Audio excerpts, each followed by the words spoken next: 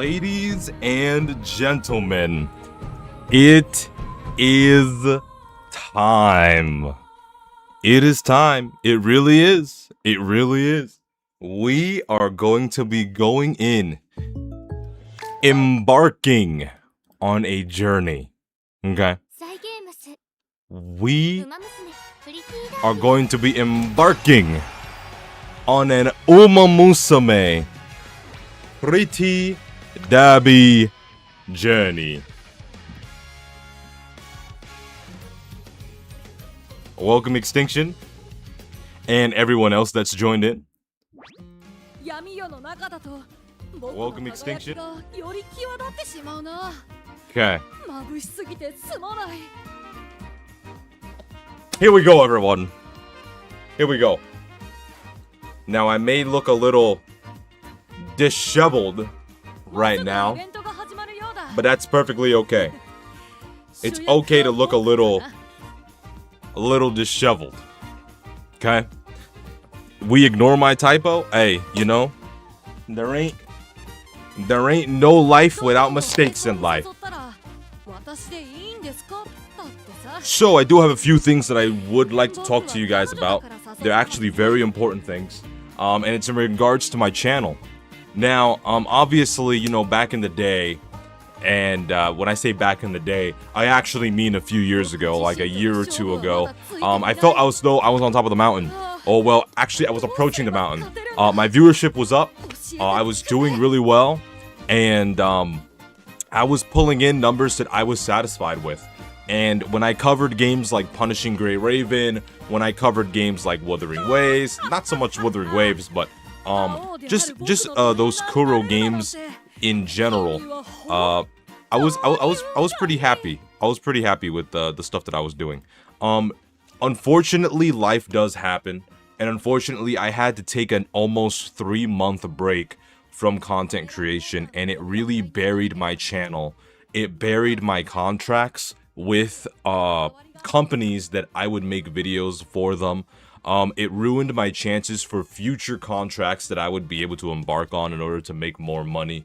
A lot of things ended up happening, and unfortunately, doing gacha content doesn't particularly make me super duper happy. The only game that I actually look forward to making content on is Arknights Endfield and Punishing Gray Raven. Those are the only two games that I genuinely care about. And Umamusume, of course. I love making content on Umamusume. I actually plan on doing a little bit of like a mini-series of a little bit of a road to S rank in episodes for Opera. But I am going to be transitioning into, who knows, maybe it's going to be other games. Maybe it's going to be a slop channel where we slop it up. Maybe, who knows, honestly. But the Shu gang is going to eventually evolve. There's going to be some new faces. Some old faces are going to end up leaving probably once I stop covering as many gacha games. But yeah, I just can't. It's not even just because of viewership. If it was just because of viewership, I wouldn't stop making content on gacha games. It's just the act of playing the games itself and making content on it. Because I'm not going to make review guides for it. I'm not going to start drama with other YouTube channels. That's just not my MO. I don't argue with people over a gambling game, because that's just psychotic in my opinion. I mean, who's going to sit there and start real life problems over a gambling game that has anime characters in it, that have a wiggly jiggly titties? But definitely not going to be doing that. I'm not gonna turn into some React slop Andy like, because, you know, obviously there are like reactors that I myself watch, like It's Reese Live. I love watching that dude. But yeah, I don't know, man. Playing these games and making content on them fucking suck unless the game is not called Arknights Endfield, Umamusume, or Punishing Gray Raven. Gonna be completely honest. And for the handful of people that are here, because you guys already know, I get so much engagement when I stream. I already know what some games, people like Devil wants to see and stuff like that. But for the people that are in chat, what games is it that you guys feel like I would really like, I don't know, that you would like to see? And I'll take it into consideration. I know I've asked this, I think I've asked this around like 4 or 5 times before, but my life has changed tremendously since the last time I asked. So, what would you have in mind? I mean, to be honest, maybe I will become some kind of dumbass slop tuber. Not starting drama, but like, remember what I told you about last stream about how I was going to end up reading community posts and doing all that stuff, interacting with communities and, you know, making videos based off of that? I'd probably end up doing that, full face cam and all. But yeah, that's probably something that I would like really enjoy doing, because making fun of dumb people is fun. It's just I'm not gonna like be beefing with like YouTubers. But like making fun of dumb takes on the internet is fun. When it comes to like certain social media websites. But I know this channel is going to go back to a Dragon Ball channel as soon as a Dragon Ball MMO or Xenoverse 3 gets released. Oh boy. When the day that happens is the day this channel goes back to being a Dragon Ball channel. I'm being 100% honest here.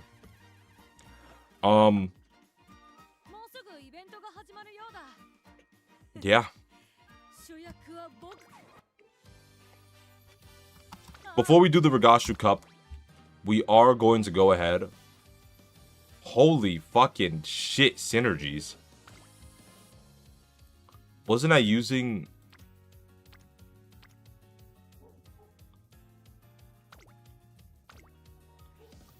I was doing like a bit of a power build.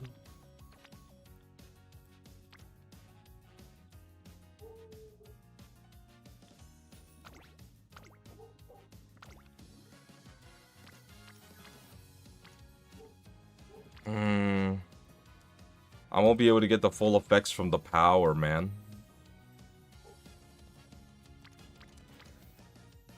I mean, I guess I could do a little bit of Meisho Daro action.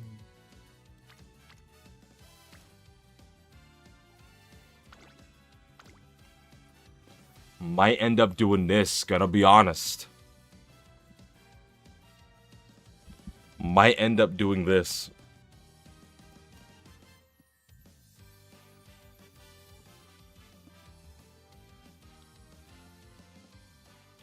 We only have 2 sparks that are 2 stars. But we have perfect affinity.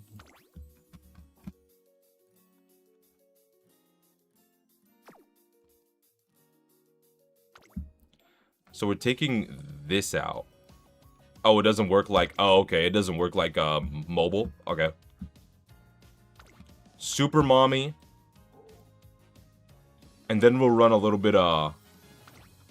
This card is actually cracked. Like, this card's actually fucking cracked. Just want to let you know. This card is insane. I genuinely might use this card. I think that card's better than the Mayano card.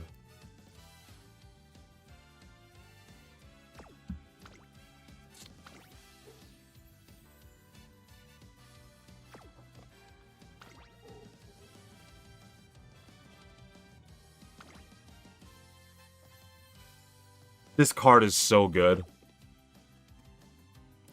Oh, you guys can't see? Why didn't you tell me? Wait, what?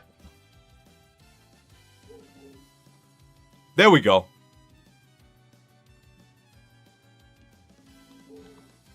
That should fix it, right? Y'all should be able to see it now. But these are the 2 cards that I was talking about.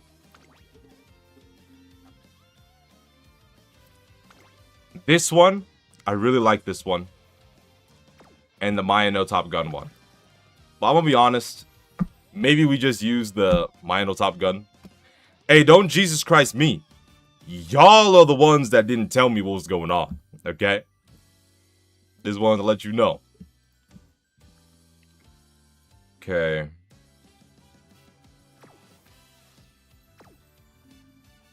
I am using, finally, I'm using a Sweep Tosho card. I know. It's been like a million fucking years. Okay. I get it. Plus extra 20 stamina, plus 30 stamina, plus 35 stamina. So that's going to be a plus 85 to stamina. We're getting no other bonuses, initial bonuses to our speed or power. We're getting hella mood effects. Hella mood effects. Oh my god. Plus 1 to our power and stamina bonuses. We're getting initial friendship gauges. Getting a lot of hint frequencies. And we're getting a lot of specialty priorities. So we're going to run this. We're going to do one career run. And you know what? Let me change the title real quick. Let me change the title of my stream real quick.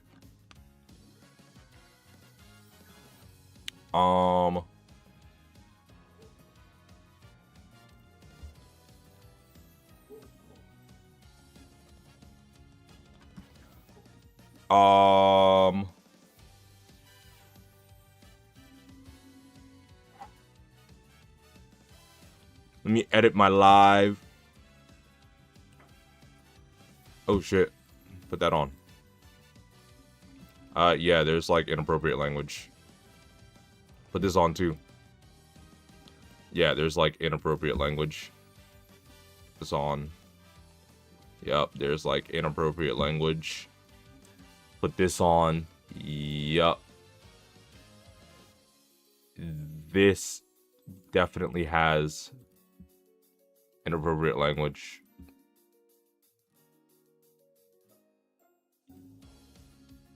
We don't need that on. Why is this one not on? Why are all of these just not on? Yep.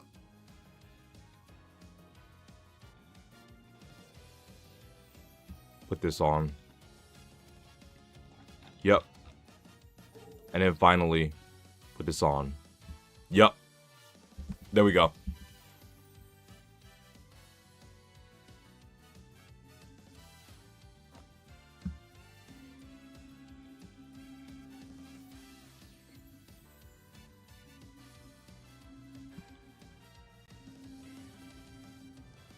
You know, I'll do this next time. If we have a good amount of people in the community looking at the Discord, I think it'd be cool to gather a good handful of them and do a community slop stream, just an idea. Yeah, I think community slop streams would work. How about we do a slop stream together? We could all do slop. We could all slop it up.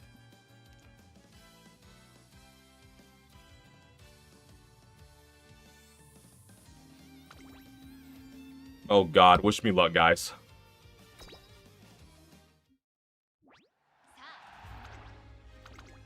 Wish me luck, guys. Oh, God. Oh, God. Wish me luck.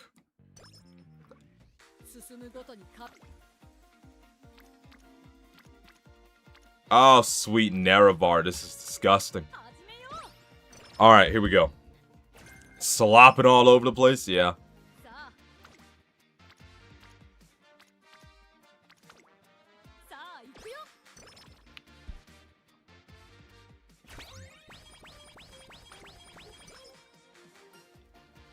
No thank you. I appreciate you, Tazuna. But no thank you. We're gonna wait after this and then do another speed. Because we're gonna get arrows on speed. Watch. We're gonna get unity on speed. We're gonna wit, and then we're gonna get unity on speed. Actually, we're gonna... Oh, we could just trade speed right now. We see, if we would have followed what I said, we would have did wit and got unity on speed. Watch my prediction come true. Watch. Watch.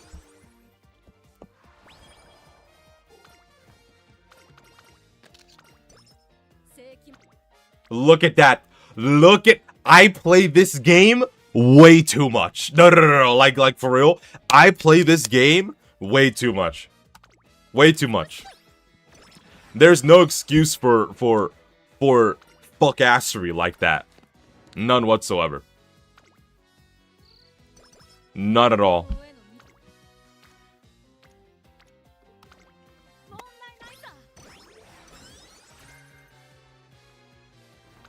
Hold up. Okay, there we go. Oh, we got some more energy? Oh, bet. Oh, betteroni. Oh, betteroni.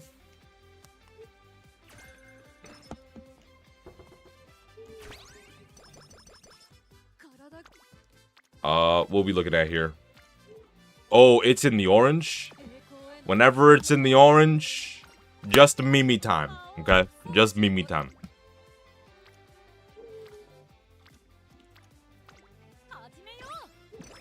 Almost there at 200 bees. We're gonna wit, and then we're gonna either get unity on power or speed.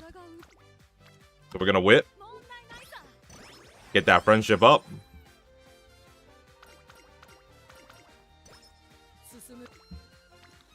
On stamina, huh? Well, I just want to say, I'm a huge fan of the 4 friendship training. Super huge fan. And we're in a good mood. We're gonna watch our races, okay? We're in a good mood. 213 speed, 273 stam, 202 power, 115 guts, 139 wit. We're in a good mood. Only 2 other people in pace. We got this in the bag. If, for whatever reason, we don't got this, we're just gonna jump straight into the Unity Cup. Gotta be completely real with you. This arcade champ is kind of cracked in this race, I'm not gonna lie. I'm gonna be completely real here. Aiza, you go! Junior make debut race time! Yay! Alright. We're just watching the race. Alright, here we go. Ooh, this music good! Wait a minute, this music right here is good! Okay, so we got the 2 front runners running in front, perfectly fine. We've got this fuck-ass pace chaser just, like, running, like, up there for some reason. Maybe she got rushed, who knows, but, yeah.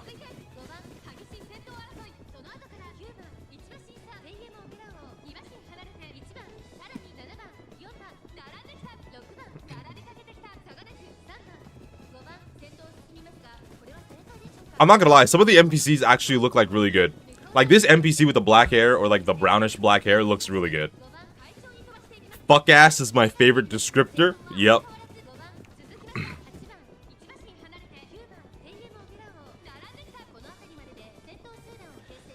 Yeah, it looks like Tiamat got this in the bag. She's not blocked. She's got above 200 power, above 200 speed. She has almost 300 stamina. I think she's doing fairly well for herself. I'm not gonna lie to you.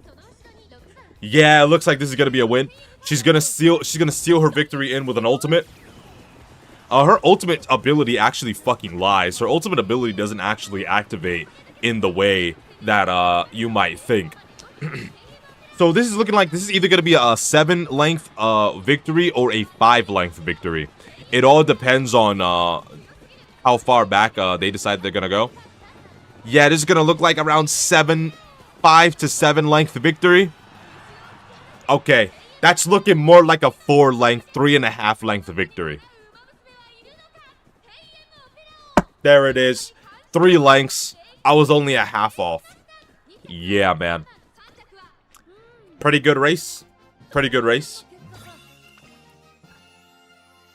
You know, junior make debut is not something that you really got to worry about. You know, unless you're me and you somehow not only get 6th place in this morning and then get 2nd place immediately in the career afterward. You know, that was some severe bad luck. But hopefully that bad luck earlier will make up for us losing. So I'm going to explain my new agenda here. So I have a new agenda. So this is my new agenda.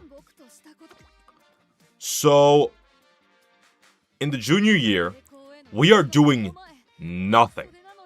Nothing. We are going to be doing the Wakagoma stakes.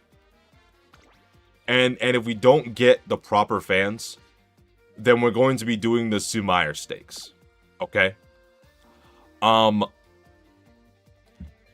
We're going to actually be doing the Shuka show other than the Tenno show.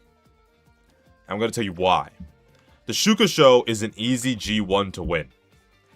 And we're going to be doing the Tenno show anyway when we do the... Because we're also going to be adding in the Osaka High just for fun. So we're going to be doing the Tenno show anyway here. And we'll be able to get the Centurio Overlord towards the end of the career. But for the time being, we're just going to stick with this. This is going to be the plan. However, if my stats are 300, 300, 300 by the time we make it to the Kisa High, then we will be running in the Kisa High instead of the Wakagoma stakes. Just to keep that in mind. Okay? Okay. Good. Glad you guys understand.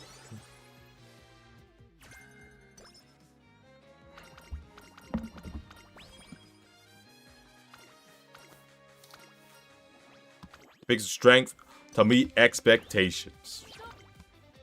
Make sure you guys always pick that, because you're always going to be able to min-max your wit. You're always going to be able to get speed, because you should be using speed cards. And, yeah, always pick the options that'll give you power when you're on Opera. You need as much power as possible, because you're already going to be getting a whole bunch of stamina with her 20% stamina growth rate. You're already going to be getting more wit with your plus 10% wit growth rate. And with your speed cards, you're just going to be going on ahead and, you know, out of all the plans ever, those are some of the ones I didn't listen to.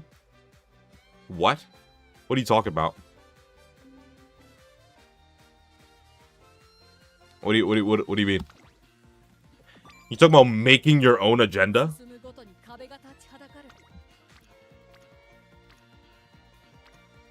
Because if you're not making your own agenda, what the fuck are you doing?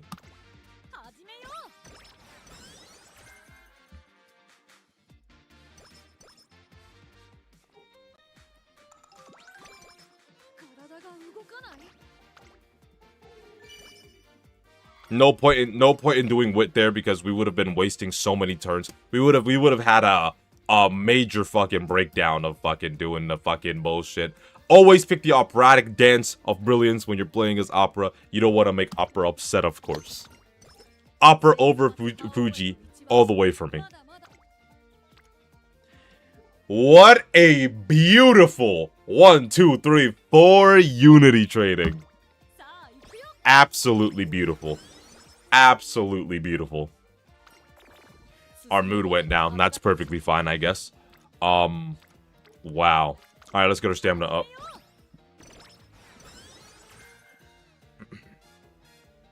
We'll get our stuff back to good soon. Oh, great. Oh, we're already back at great. W, Professor of Curvature. We got that very, very early. Very early indeed.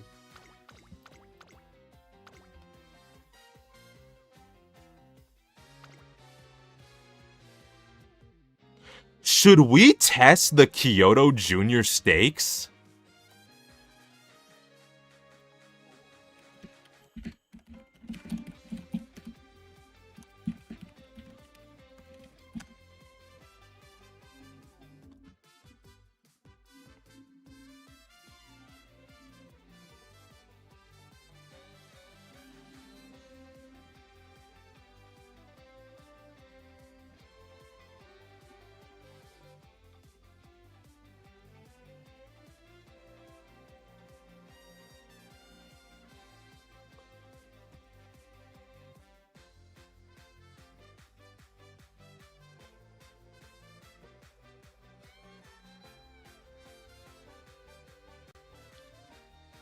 Wow.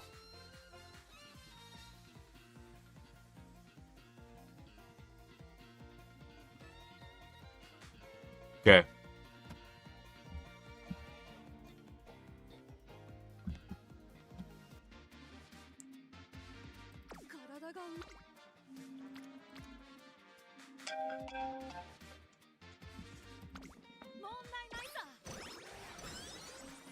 I gotta be right back, guys.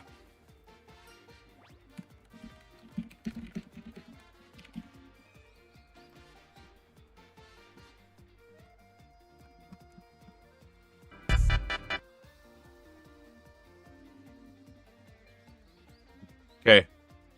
I'll be right back, guys.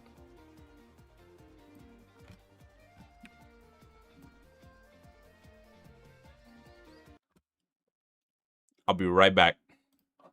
Enjoy the dancing cat. I'll be back, boys.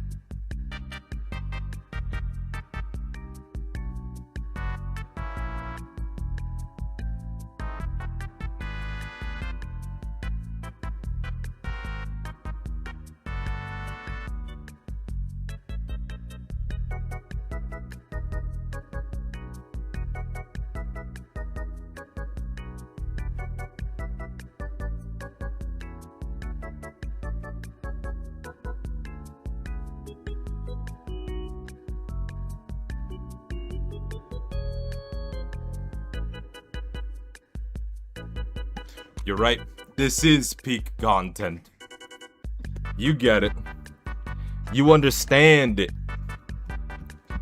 Absolute peak content.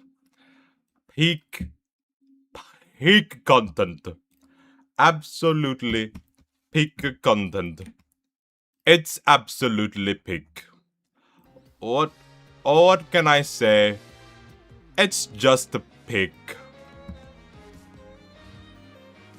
It's only peak and can only be anything else, but it's peak.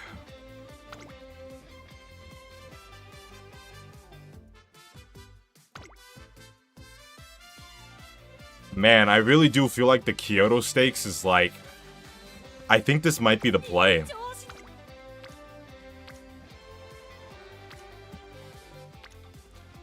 How you guys feeling about the Kyoto Stakes being the play? What we thinking? 1, 2, 3.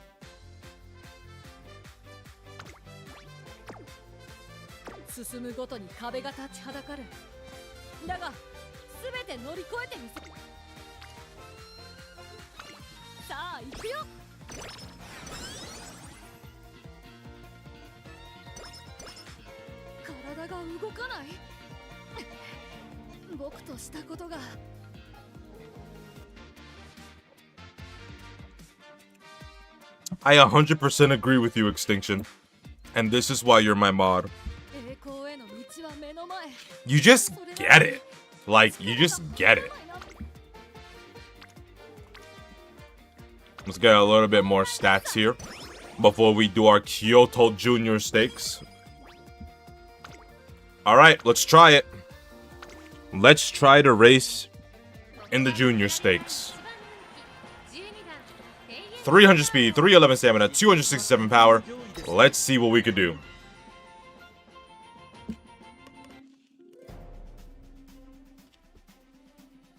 Let's see who we're dealing with here.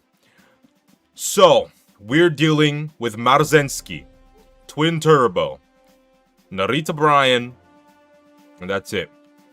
So, the scariest individuals in this race is Marzensky and Narita Bryan. Narita Bryan seems to be the one that is more skilled, I'd say. That's what I'm thinking. Okay. Here we go. Let's see how well we do in Kyoto Turf. Let's see. Okay, great. Great, we started off great. Okay, here we go. Okay, we're positioned well.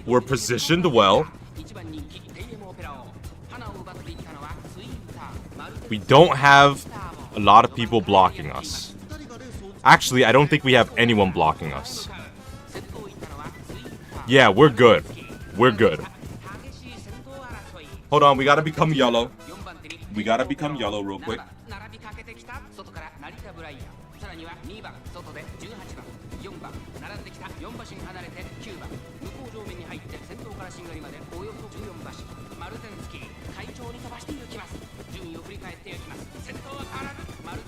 There, we've become yellow. Yellow time!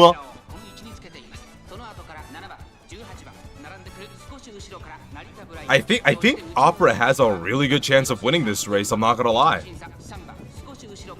Yeah, I think Opera's got this. Like, unironically. I really love the music of this. This one has some great music. This has great music. Oh, ulting? Alright, bet. Here we go. Level 2 dance for Vittoria. Yup. Oh, look at her just pulling ahead. She's just pulling ahead. She's flying through. Opera's got this. No way Opera doesn't win. Oh, man. That's got to be a 6-length lead right there. That's got to be a 5 to a 6-length lead right there. Look at that. Amazing. Absolutely amazing.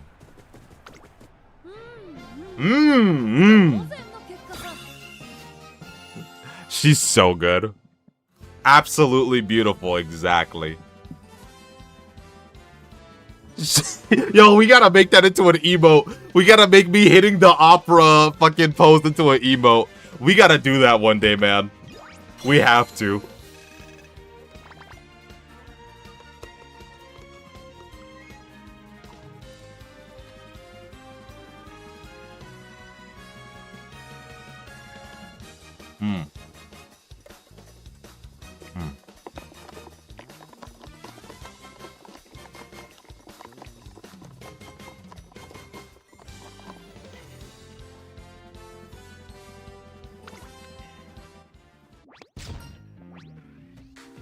Absolutely outstanding.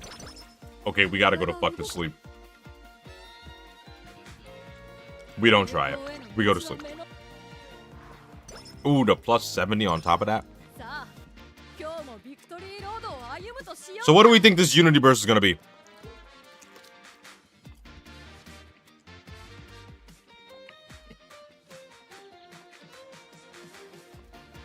I'm thinking stamina.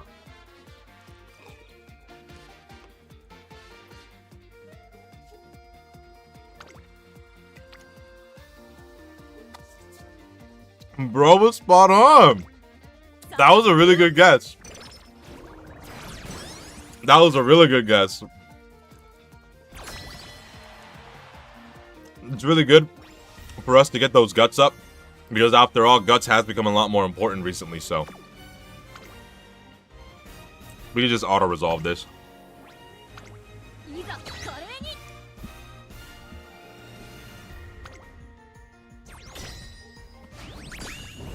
Yeah, we're fine.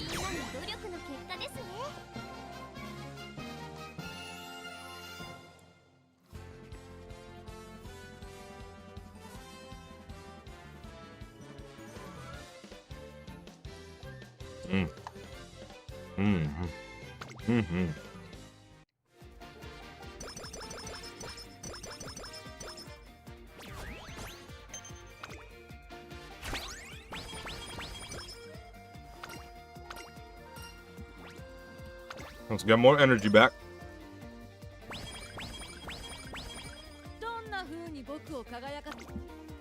We do not need to do the Wakago mistakes. Not anymore. We really don't need to.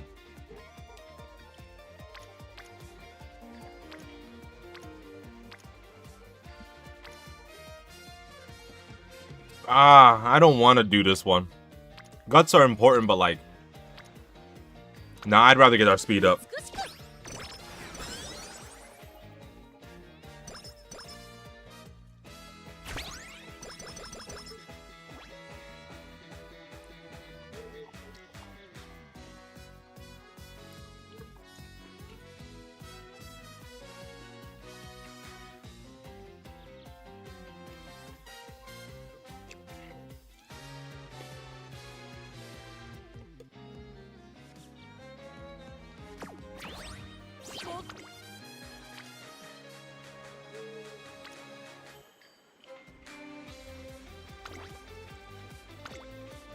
We're not doing the Wakago mistakes.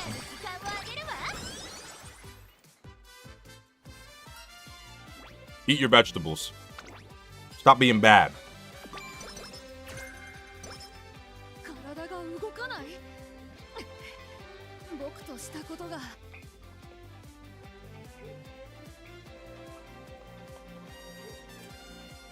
This has to be Rainbow Stamina.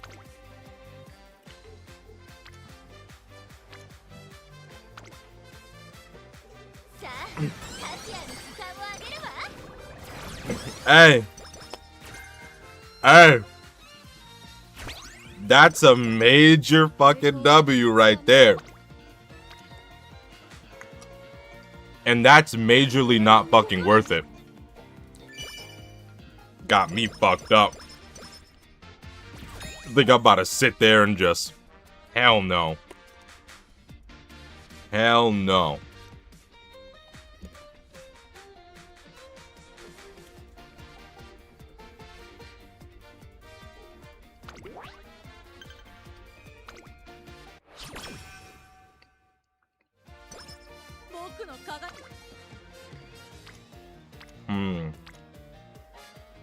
This looks interesting, but this one's actually the better training. Because of this. Outside of Uma stuff, have you done Wuwa's 3.1 story? That shit made me fucking bawl my eyes out. Nah, man. Uma Musume has just been, like, kinda ass for me. I'm gonna be honest here. I haven't been able to enjoy it. I'm really wanting to do the story, but I haven't found the time to, like, do it.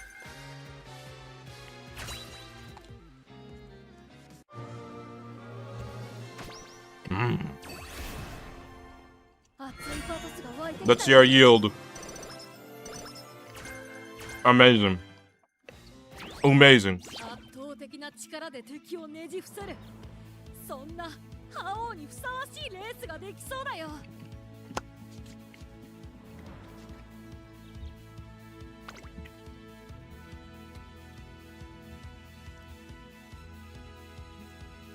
This is the maximum hint off that we get. Okay? At the end of my career, I never get above level 3 hint for Professor of Curvature. So we're gonna go ahead and we're gonna get it.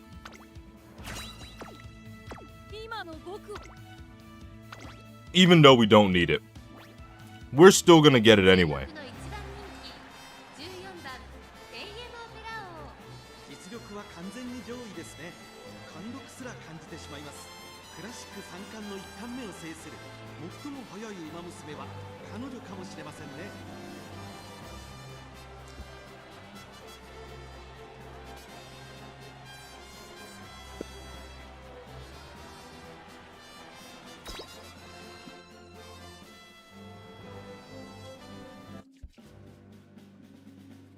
Here we go. Ayabe-san is the problem. Ayabe-san is going down for the Satsuki show.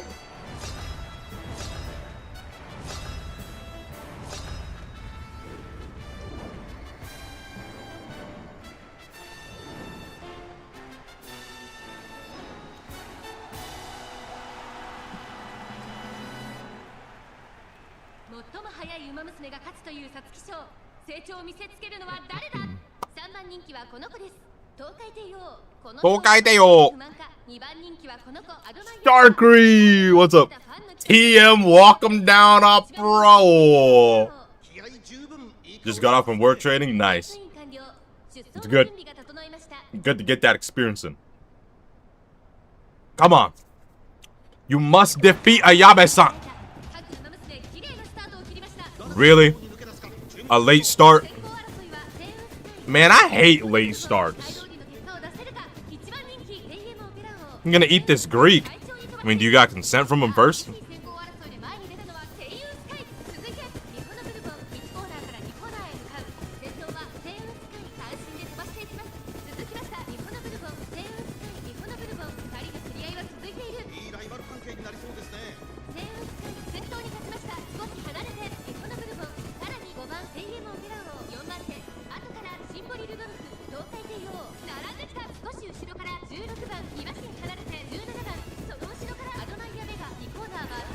Okay. Interesting. Sounds good. Sounds good.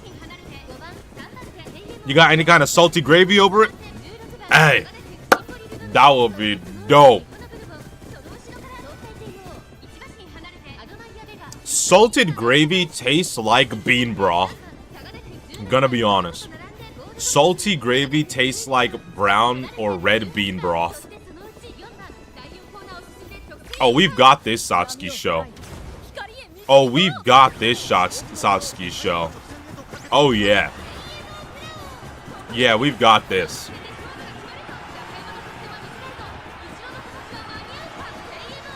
Oh, yeah. Oh, yeah, we got this. Ayabe-san don't got the strength to beat us. Ayabe-san is not passing us. That's about a 2-length lead. 1.5 to 2 lengths. That's what it is. There it is, 1.5. Absolute W.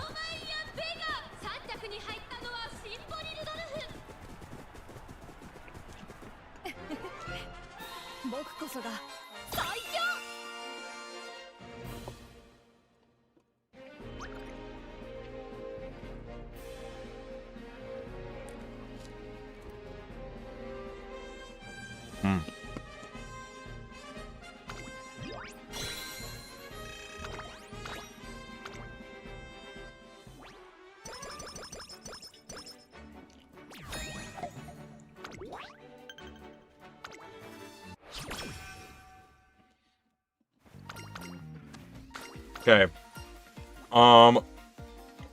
Yeah, racing deity.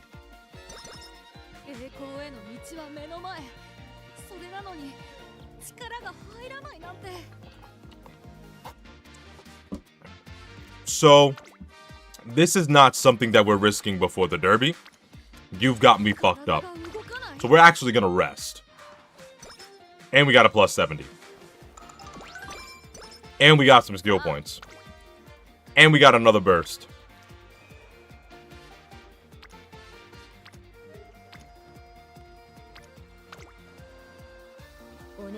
We'll use the Unity Burst later.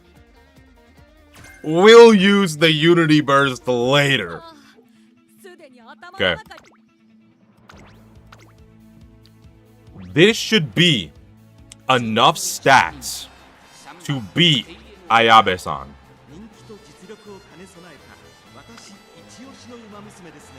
3-3-3-2-2. Oh man, she's tough. Oh man, she's tough. But we just might be tougher. Let's see if we can beat Ayabe-san. We just might be tougher. Let's see if we can slay Ayabe-san and change history at the Japanese Derby. Tokyo Yushun. Japanese Derby.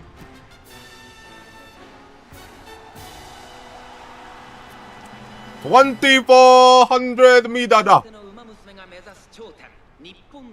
Okay. Now, it is canon that Opera loses this race to Ayabe-san. However,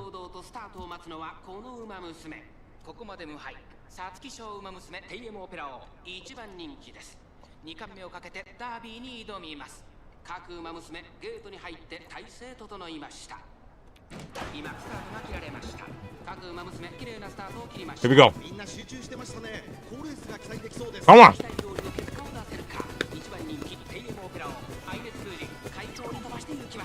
Oh no, she got rushed.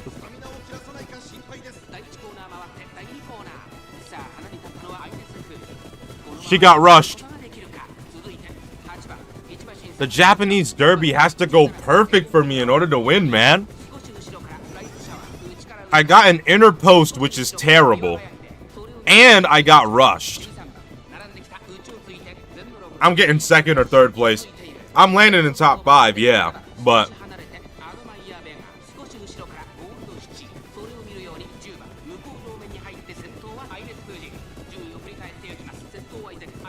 it's just so difficult, man.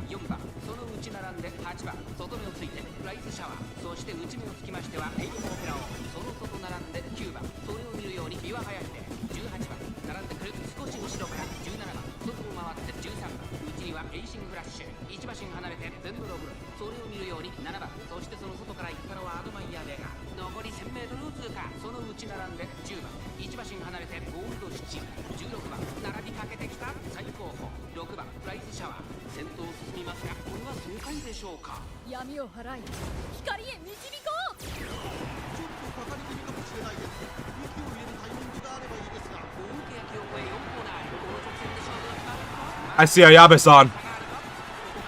I see her. I see her. She's coming up. Wait, she's blocked.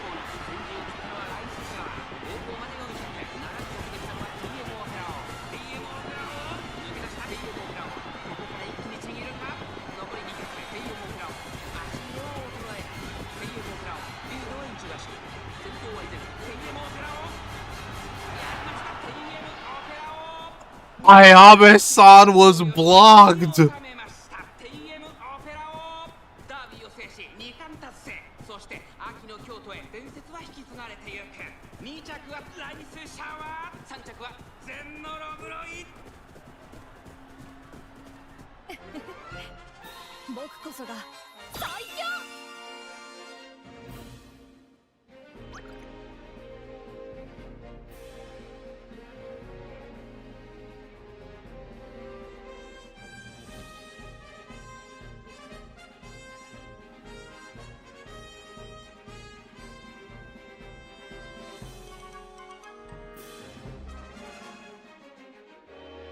Hey.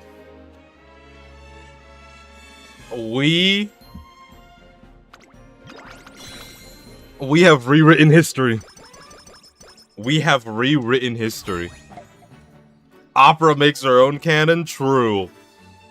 Very true.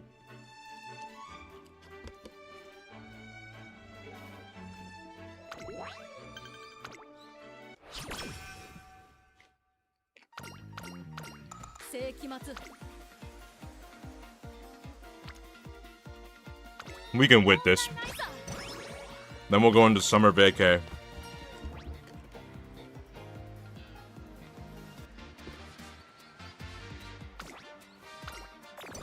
Fuck.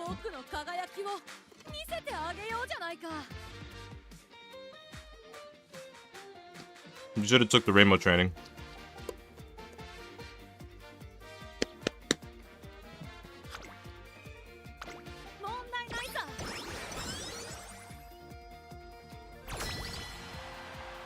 We should have took the rainbow training.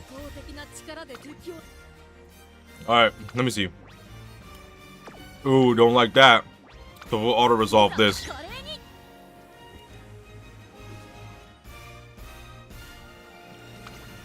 Here we go. There it is.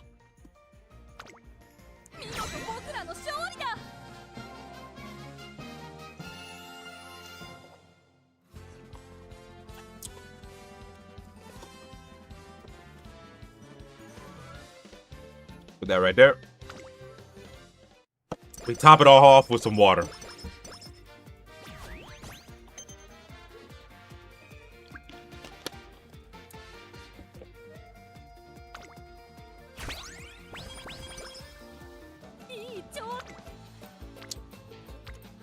Holy fucking training. Here we go. Give us another burst. I don't even remember if we have another burst banked. No, we don't.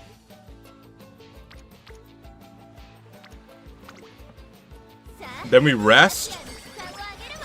Then we train again. Look at that. We didn't even have a rainbow on this turn. We'll get one now. More power. No rainbow this turn? Really? Really? I guess we stamina train it. Fuck it. We do some stamina training. Give you more stats. That's what I'm talking about. Yes, ma'am. Give me that plus 10 power.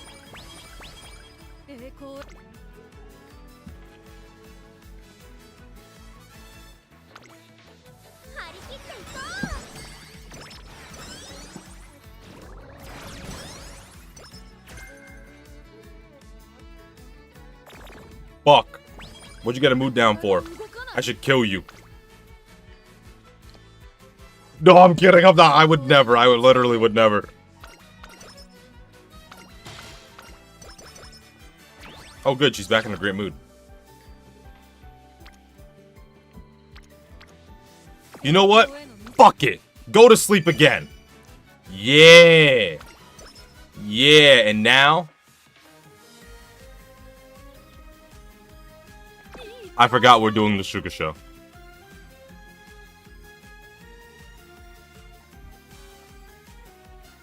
I forgot we're doing the Shuka show. The Shuka show.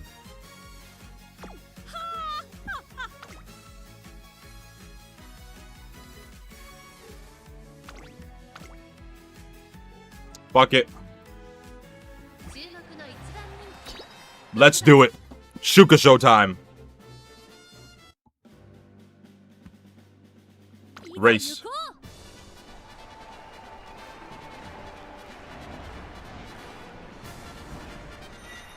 I love the way the Shuka show looks. Bum, bum, bum, bum. Bum, bum, bum, bum.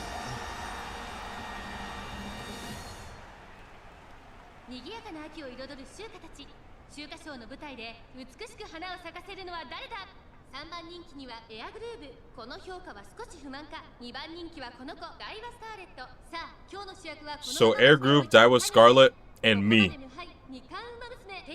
You did say we're making our own canon, so we're taking the Shuka show, even though she never really won the Shuka show.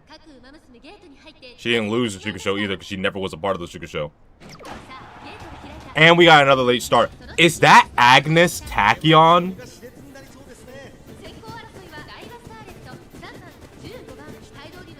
We are in a really bad position right now. We're running with the late surgers. We're catching up.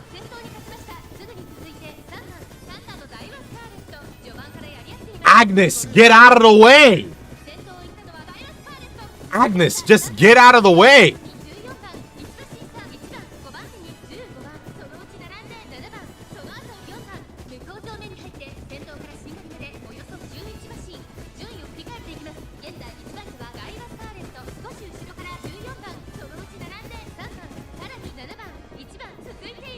TM Opero better get out of the middle as soon as fucking possible, because this is crazy.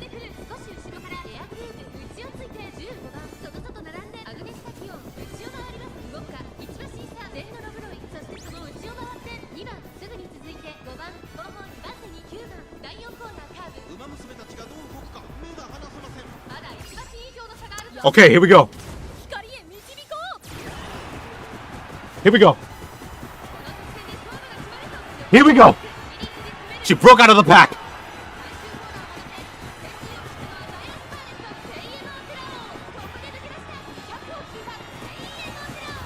Daiwa Scarlet and Baka are not built like that to beat me.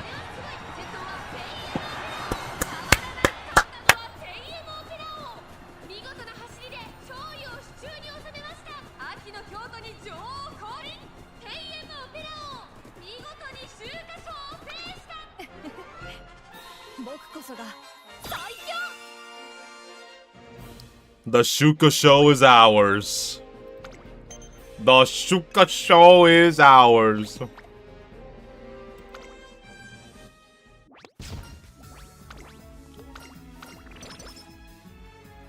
Amazing. An amazing showing at the Shuka show.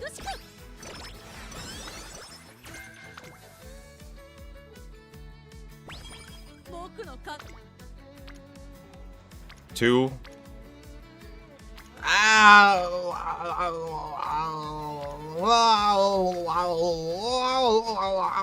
Yo, do stamina. Sorry about that, guys. I got broke a little bit. Only a plus 19. Give me wit. Give me wit or die.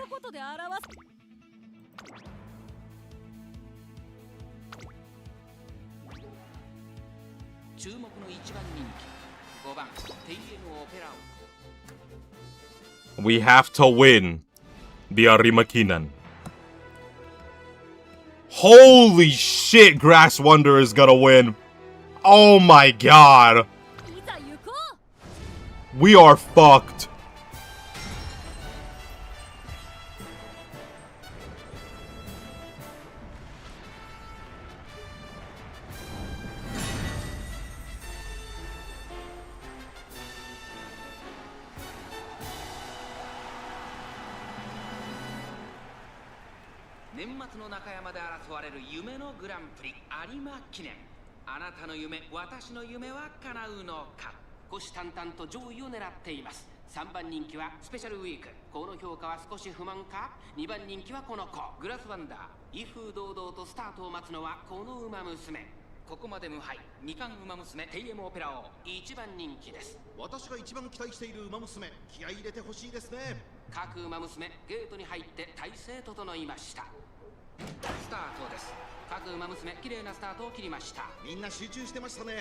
Interesting. We have a really great start. We had a really great start. It's always good we're in the front.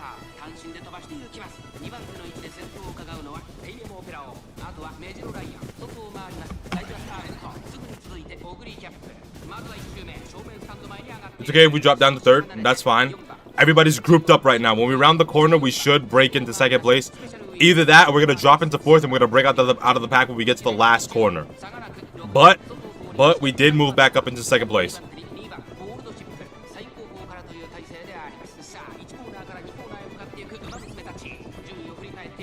We are in second place by a fair margin.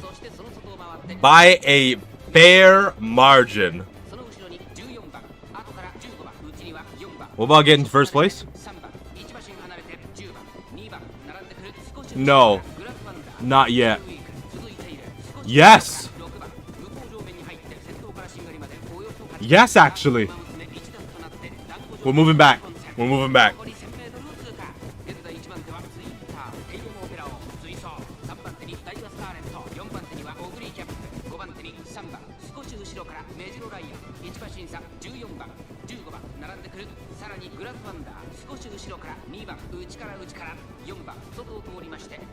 Wow. Here comes Grass Wonder. Here comes Grass Wonder. Here she comes. Grass Wonder. She's coming up.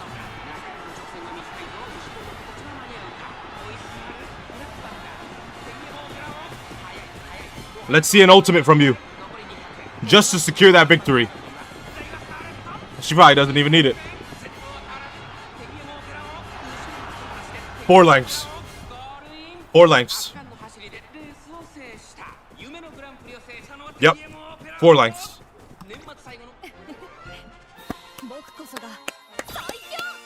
That's what we like to see. That's what we like to see in here.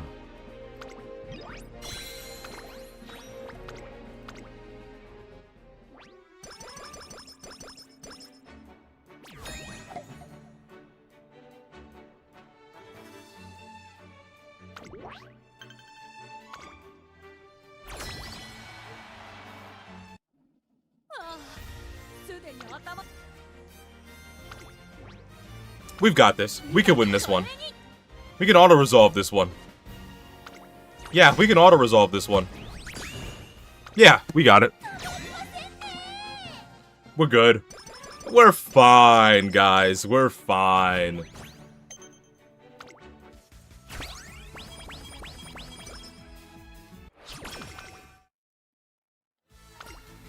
Manchu Imperial Feast. Osaka High comes before the Tenno Show Spring. Me personally, I say we got this. Let's get 2 bursts under our name.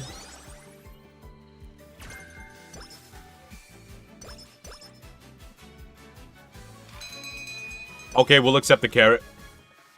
Basically full stamina at this point.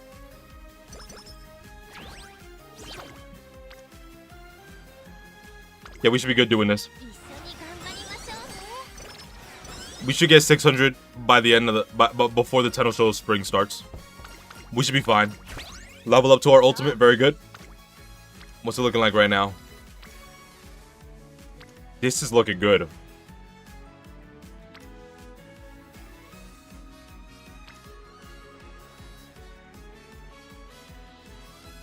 With a +3.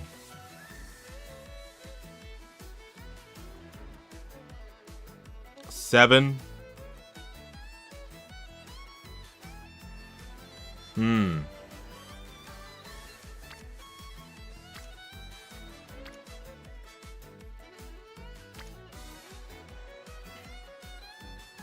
I'll put trust in the next 3 turns. I'm gonna put trust in the next 3 turns for stamina. Extra +10.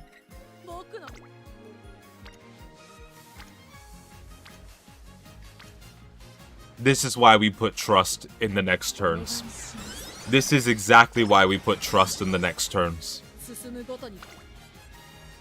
This is exactly why we put trust in the next turns.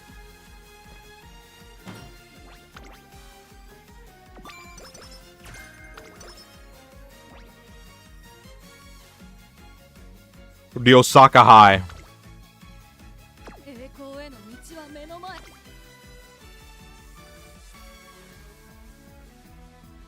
The biggest issue that I see right now is we have absolutely no swinging.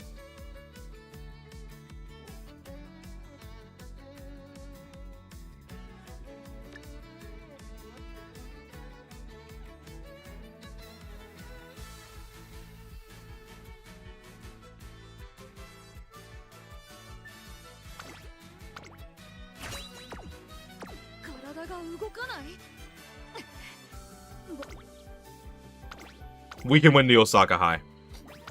We can win the Osaka High. We can. Who's even in it?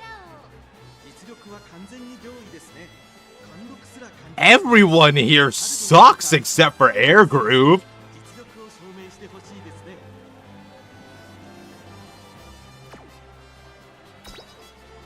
They're fucked. They're done. They're finished. Done. Nada. Zero.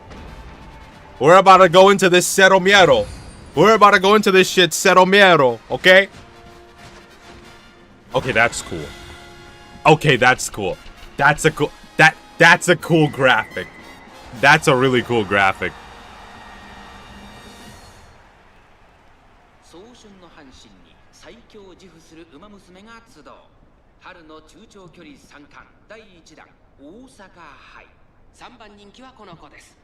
Okay. Wow, that's the number 2 favorite. A semi-perfect with 2 triangles. Let me stop talking shit. Look at that's my Uma out there. I'm her trainer. We got this.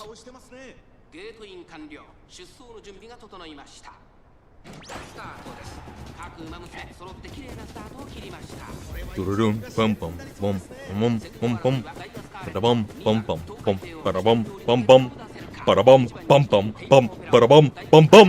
in a good position. We're in a great position. Pace Chaser Savvy is a god tier skill. A god tier skill. It is our God-given skill.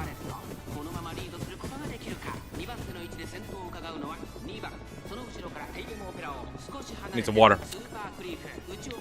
Holy super mommy, leave me alone. Okay, good.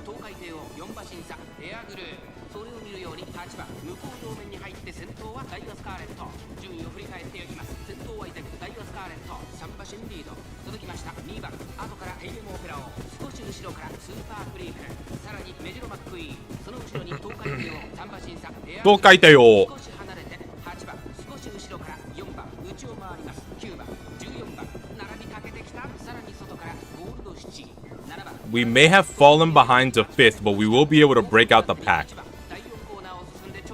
Yup. She's slowing down. We're popping ult. Super Creek is slowing down. We're popping ult.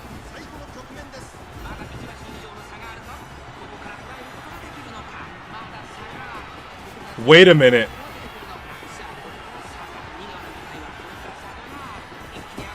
Wait a minute. We might lose the Osaka High.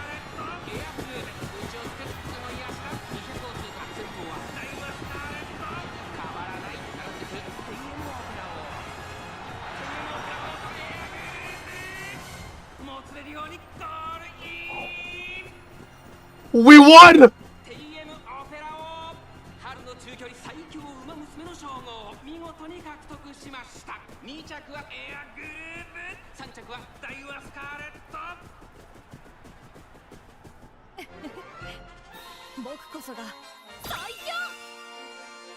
We were blocked for so long on the final corner. Lore accurate aura farmer, I know.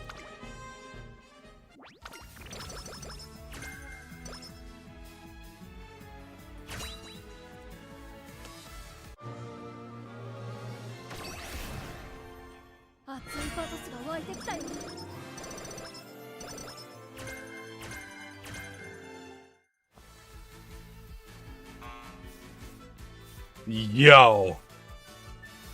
Insane. Insane levels of aura farmage.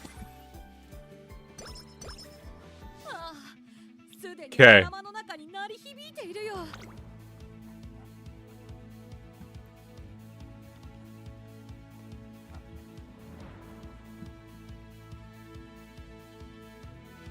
We can get away with getting this.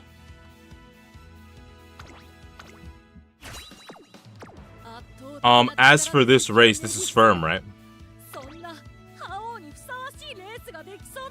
It's good.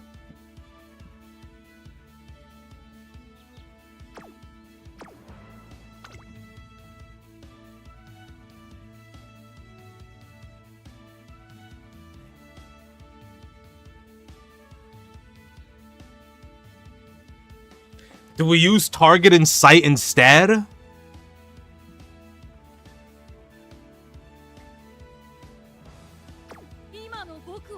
We should be good.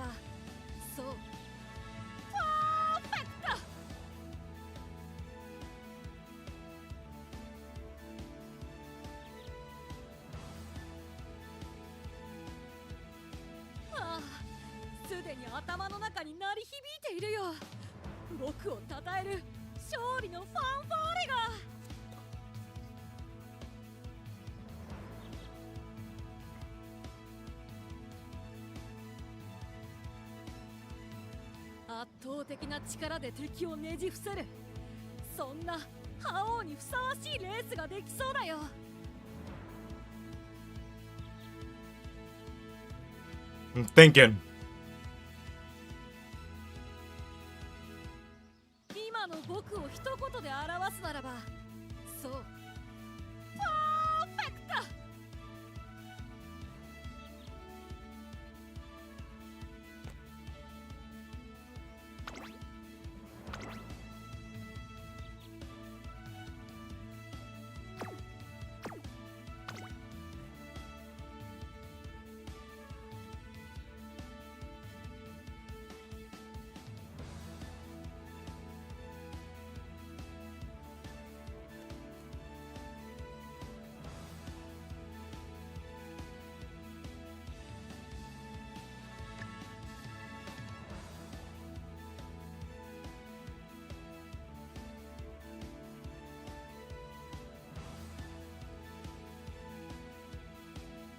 I actually have a question about target and sight.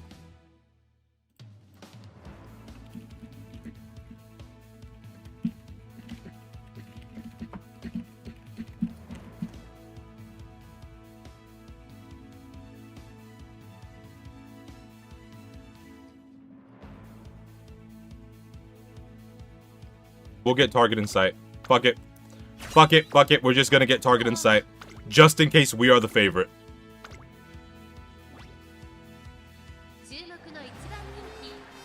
And we are the favorite. Tenno springtime.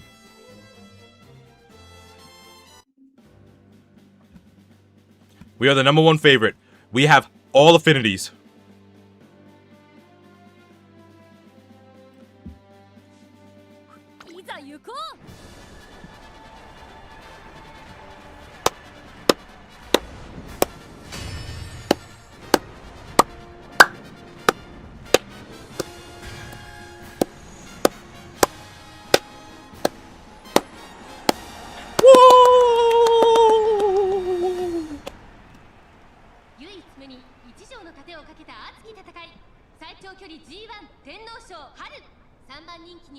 Okay. The Black Assassin. Third favorite. Emperor. Second favorite. The Overlord. First favorite. So we're going to have Target Insight, Pace Chaser Savvy, and we're going to have Professional Curvature for this race. Should be enough to get us through. Oh, and we'll have Corner Recovery.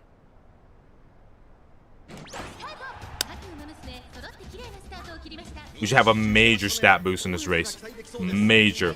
An absolutely diabolical stat boost in this race.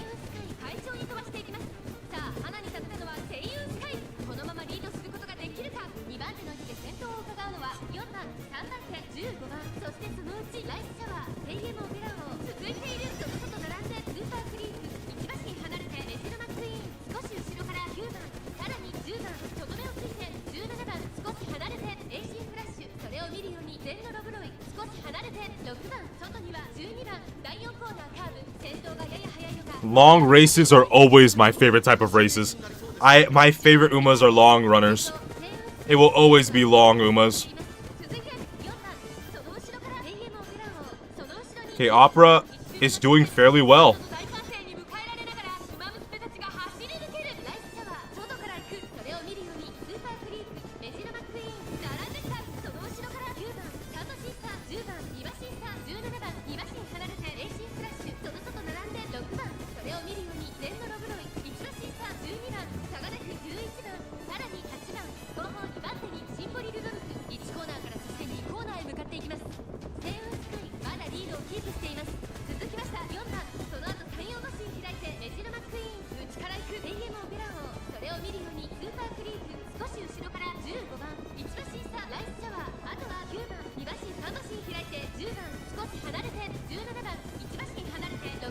I love long races so much. It keeps my eyes glued to the screen.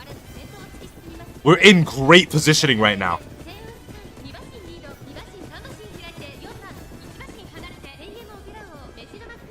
She moved to the side. Amazing.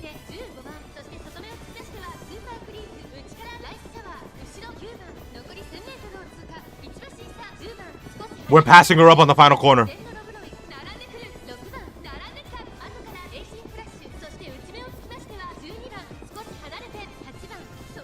That speed boost was insane.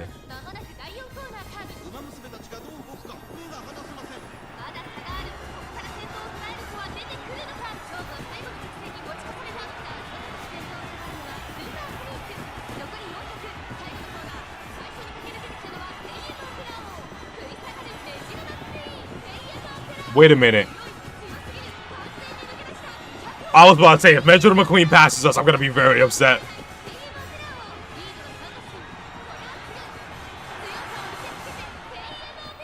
Good job, Opera. Good job, Opera.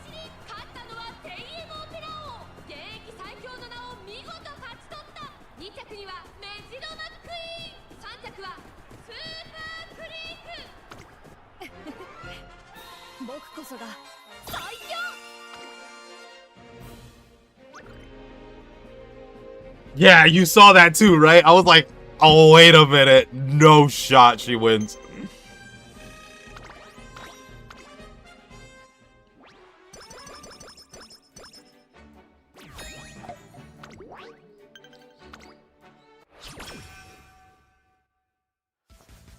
Okay, we probably should go to sleep here.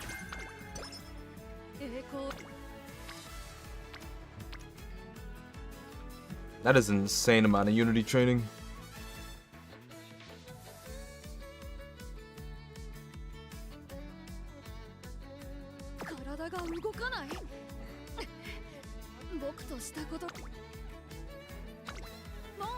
We'll wait for the Unity.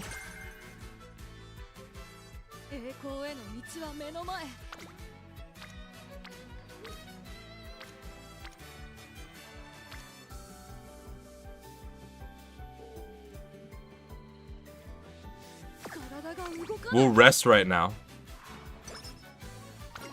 And then we wait on this turn. Holy prediction!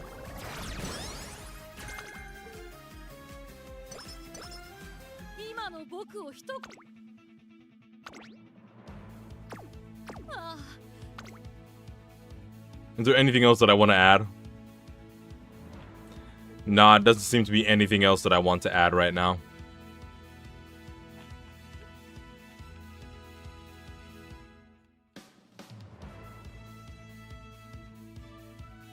No, there's nothing else that I want to add right now. We should be good to win this Takarazuka Kinen. Let's see what we're looking at. I pressed view results by accident. I wanted to watch her and Meisho Dado race. No. I wanted to watch her and Meisho Dado race. God damn it, man.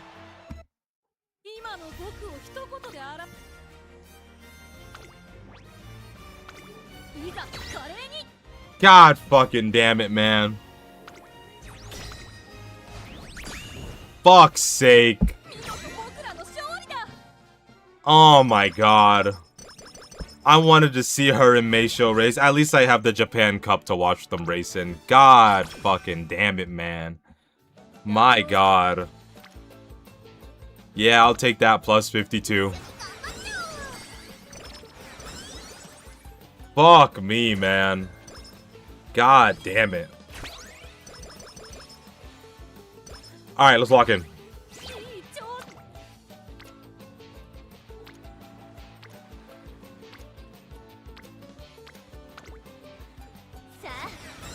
After this, we'll do another rainbow and then wit.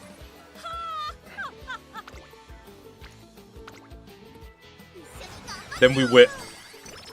We wit it up. Yep, we wit it up. Excellent.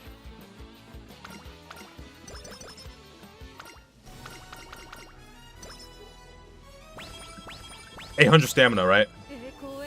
Yeah. Had a feeling. We need to get our power, our speed up. They better hurry up and give me my swinging maestro. I am not playing around with them. They better hurry up and give me my swinging maestro. Not playing. Not a request. It's a demand.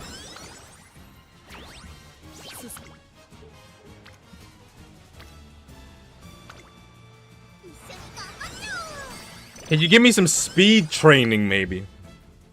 Just a little bit of speed training. Just give me a little bit of speed training. That's all I ask. Oh yeah, of course. Of course you'll do that. Yeah, when I'm in the middle of a race, yeah. Whatever. Make me sick.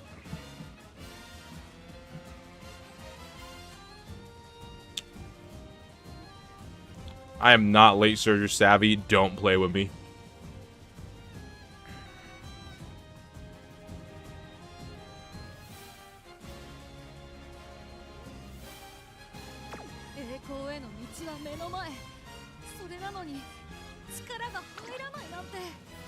It's the Japan Cup, boys.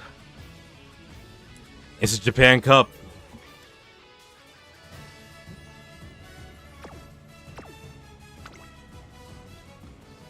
It's firm.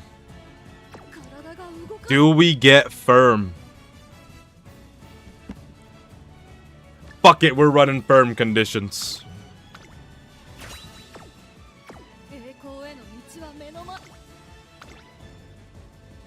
And the Tennis Show Autumn's firm as well.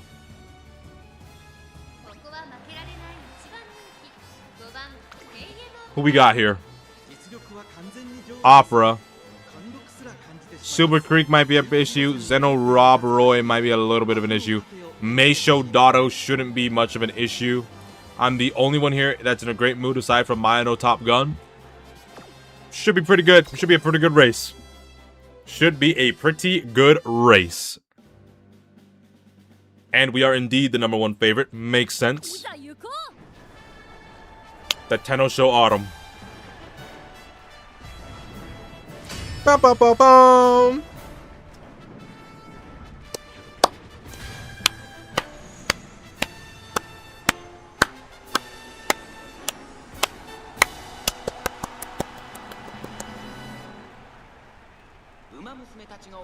Here we go. Look at all those green skills, baby. Look at all those green skills, baby.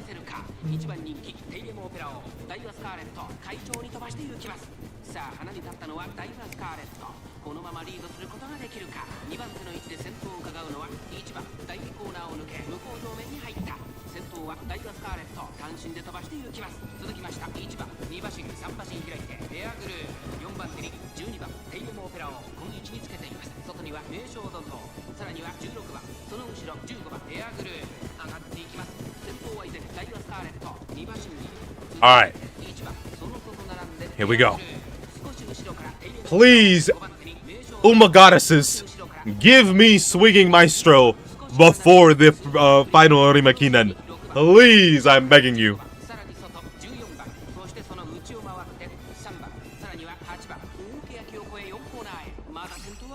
There's the ultimate. Let's hit him with a swinging maestro on top of it. How about that? I mean, a professor of curvature.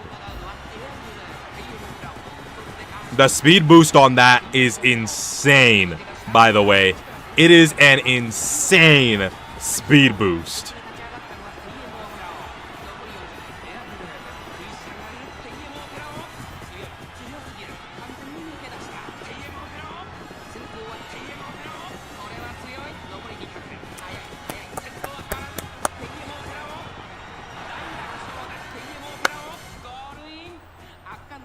The Tenno Show Autumn is ours.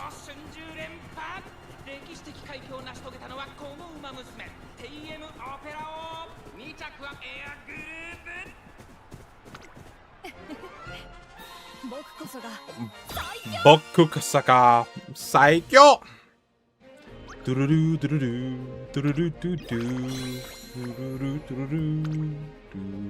Getting a phone call.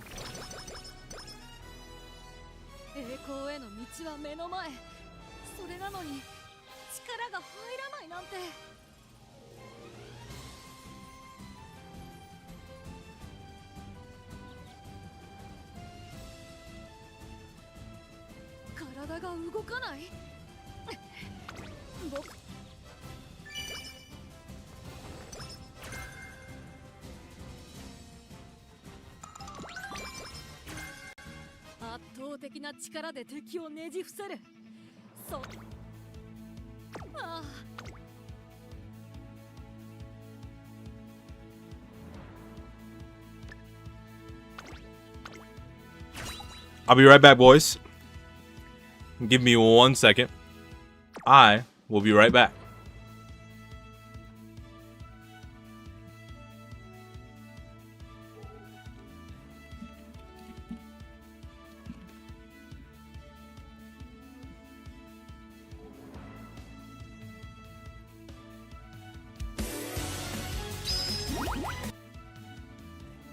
I don't care.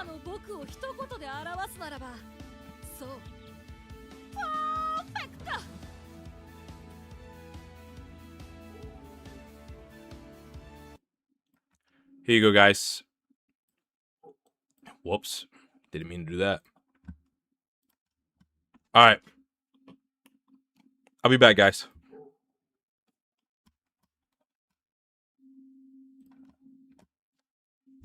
These are the most unbelievable nature videos ever. I spent the last few weeks looking across the internet for the most unbelievable nature videos that I could find. I looked for videos on YouTube, Instagram, Reddit, and put all the best ones in one video right here, so I hope you enjoy.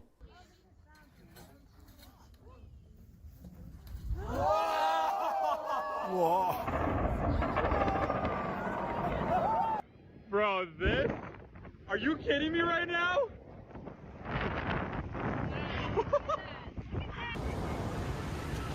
Oh.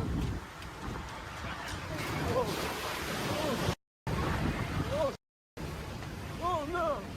Oh! Oh! Jesus! Someone found a crazy cube-shaped cloud in the UK.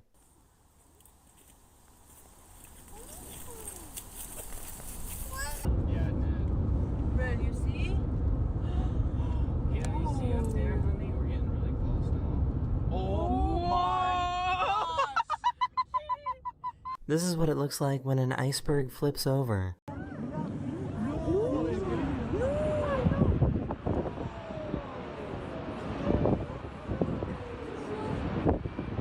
This super strange event happened in India, where the ground started suddenly rising up.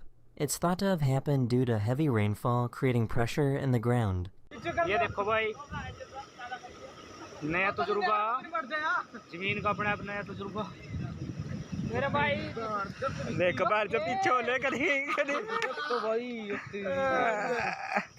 The fog clears out so fast as soon as they get to the other side of this mountain.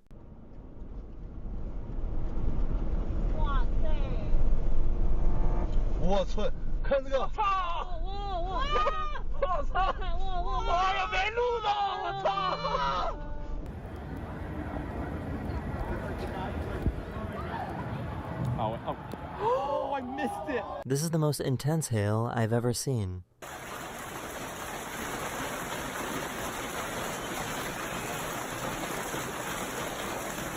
This is a really cool phenomenon where the ice on frozen lakes can make crazy noises as it thaws.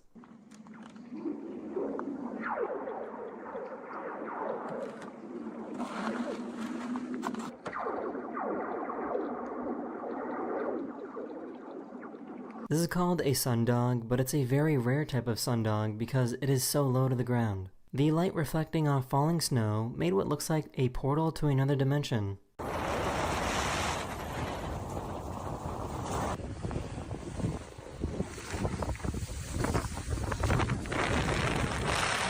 This giant river of lava totally shut down this road in Hawaii.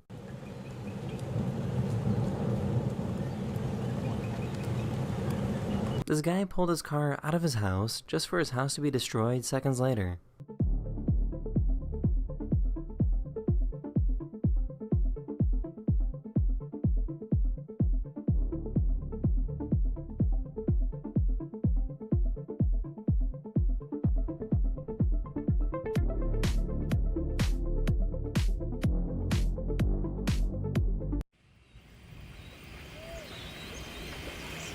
That's right. This diver found an underwater portal to another world.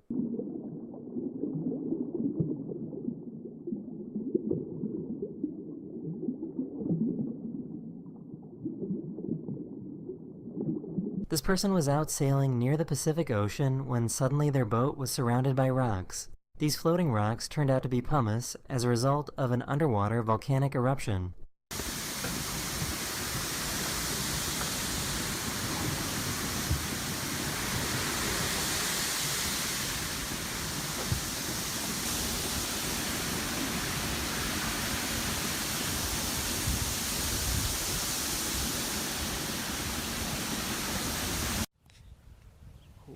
What the hell is that? This is a phenomenon known as a crown flash. A crown flash occurs when electrical charges cause ice crystals to suddenly shift. Whoa. What's that? I just built a budgeting app in Base 44. Guys, Nina just built an app. Impossible. Nina can't code. Interesting. Can it generate reports? It can now. Nice. So you're saying we can all build apps now? Yeah. I'm on lunch. I gotta make a call. I'll be right back. Just built an inventory tracker. Protein calculator. Book sharing app. A workflow manager that Tracks who still owes for the group lunch. Trash duty schedule. Since no one seems to care. just built a performance I just created manager. a goal tracking system. We built the same thing, didn't we? Yep. Can this thing manage contact? Is the SOC 2 I compliant? want to animate this graph. Create a party planner. Profesor de español. An inter-office dating app. For dogs. For office dogs. You know what I mean?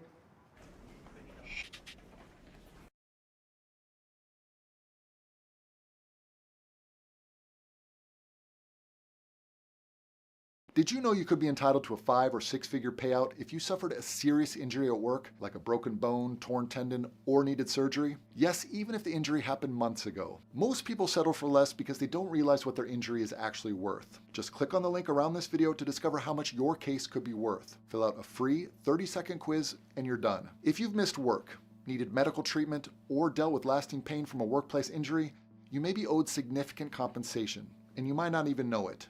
It could be a 5, 6, or even 7-figure settlement. Simply click the link to find out. Thousands of injured workers have recovered millions of dollars in compensation without going to court, paying any upfront legal fees, or dealing with the insurance companies alone. Take Steven, for example. When Steven first came to us, he had torn his rotator cuff on the job and thought he'd just tough it out. But after taking our quiz, he found out that he was sitting on a case worth over $80,000, money he would have missed out on if he hadn't taken action. It doesn't matter what your employers told you. If you needed surgery or suffered a serious injury while working, the law is on your side. We can't undo what you've been through, but we can help secure your future by getting you a generous settlement for missed wages, hospital bills, and a loss of future earning capacity. So, what happens after you fill out the 30-second quiz? Within 24 hours, a top-rated local attorney from our network will contact you for a free, no-obligation phone consultation. After that, just tell them what happened. Then sit back and wait for the check to clear, sometimes in as little as 30 days. And the best part? Your lawyer only gets paid when you win. That means they're highly motivated to fight for every single dollar you deserve. To get started now, just click on the link and fill out the free 30-second quiz. A lot of injured workers feel guilty or nervous about filing a claim. They don't want to cause trouble or be seen as someone who's trying to game the system. But don't let that stop you. If you've suffered a serious injury at work, especially one requiring surgery, time off, or physical therapy, you're legally entitled to compensation. It's your right. Simply click the button below and answer a few quick questions about your injury. If you qualify, one of our attorneys will contact you on the same day with a custom game plan, 100% free. Imagine how life would feel with an extra $10,000 or $100,000 in your pocket right now. Wouldn't it be nice to stop worrying about rent, medical bills, or missing more work? If your injury happened at work, you shouldn't be the one paying for it. Still not sure if this applies to you? If your injury happened on the job, you needed surgery, time off, or are still in pain, and you haven't received a settlement, there's a 90% chance you qualify. So, what do you have to lose? Click on the link to take the free 30-second quiz right now.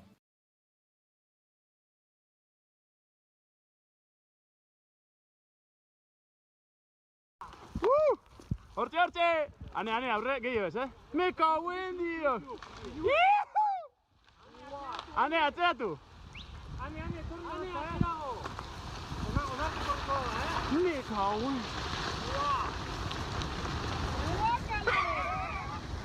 Back in 2011, the Japanese Coast Guard captured the moment that they went over a giant tsunami.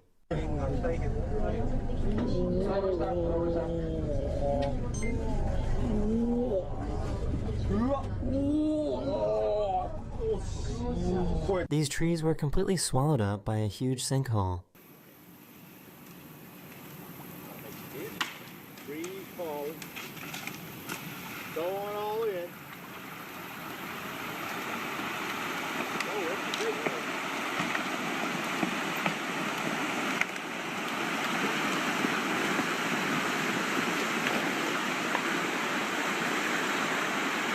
This is the Cave of Death in Costa Rica.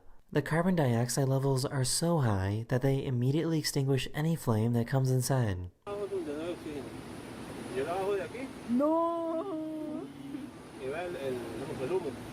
The wind blowing the sand looks like something from a movie.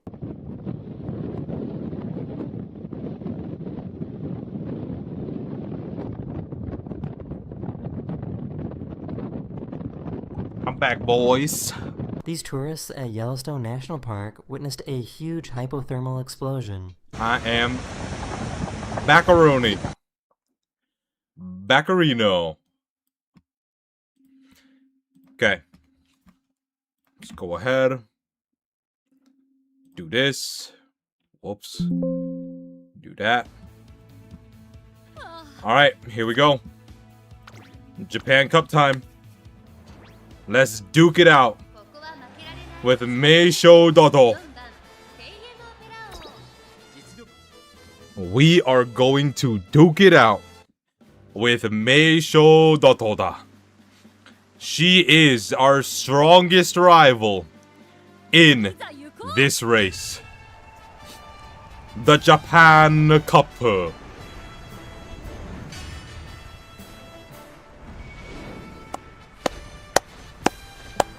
So beautiful. After this, we're going to run a couple of races at the Regashu Cup. And then we're going to do Arknights Endfield. Because we already did our content conversation beforehand, the beginning of the stream.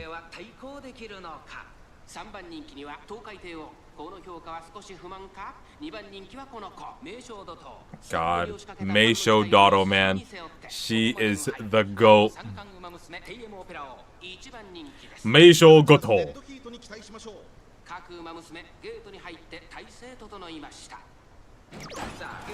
A late start. However, we do have pace chaser savvy and target in sight. We do not have firm conditions. We also got rushed. We got everything under the sun wrong with us. Great. That's just great. We had everything under the sun wrong with us, but we healed everything. So that's good.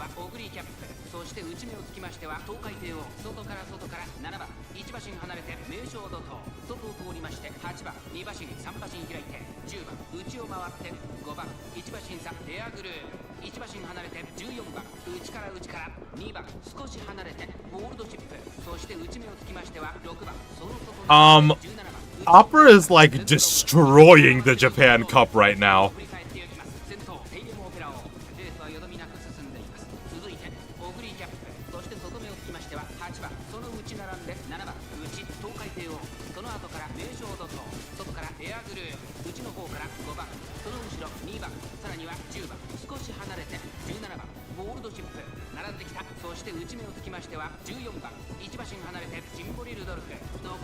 Alright, Extinction. You have a good time at work, my man.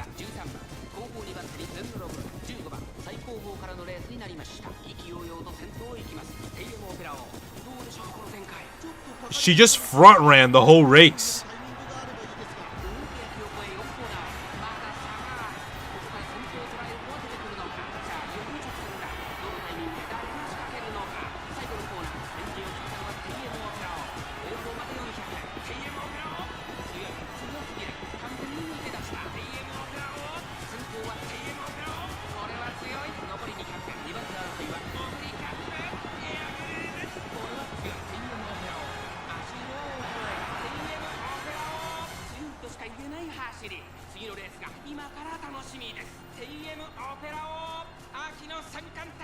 Holy shit.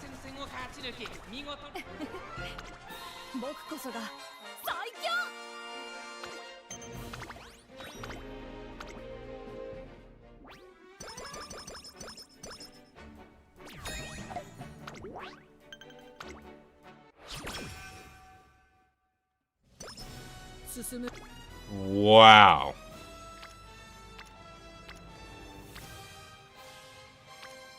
That is incredible.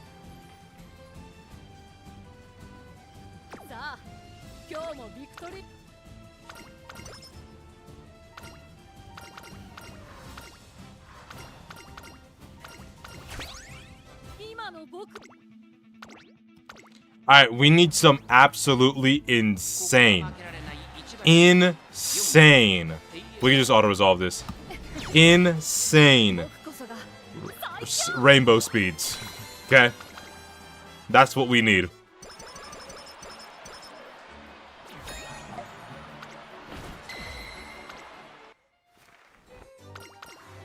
Triple Crown is ours, of course.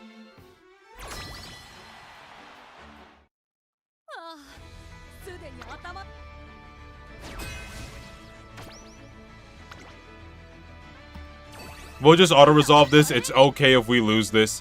It really doesn't matter if we win or lose this. It's perfectly fine. Yeah, it's okay. It's perfectly okay. Even though it's extra stats, it's fine if we don't win that.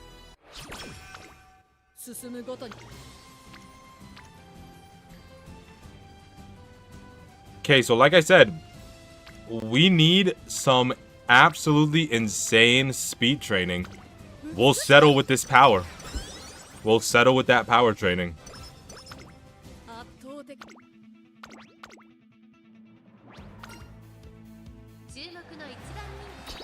We'll review results on the qualifiers.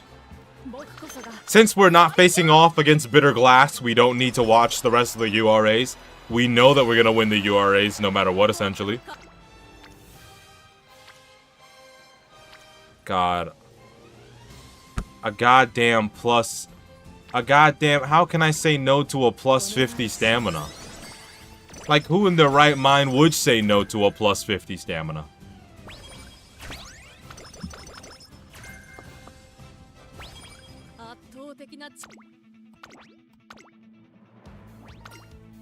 We are definitely lacking in speed.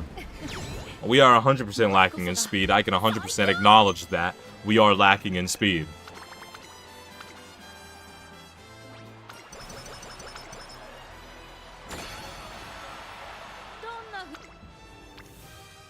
Fucking finally. Something that's halfway cracked. Jesus.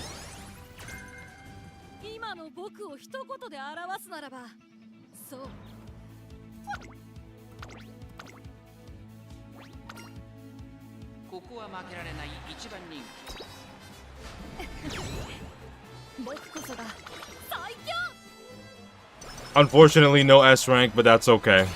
That's perfectly fine.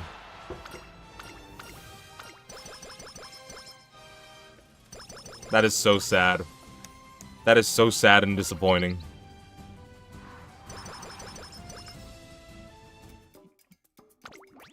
Ah, well. What can you do?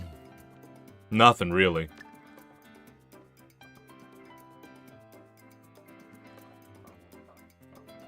What can you do, am I right?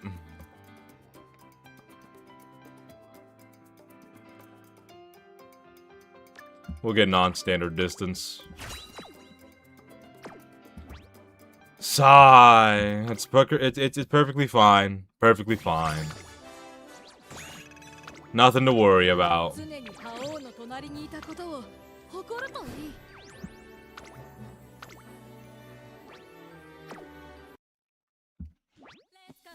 We're still a little bit far.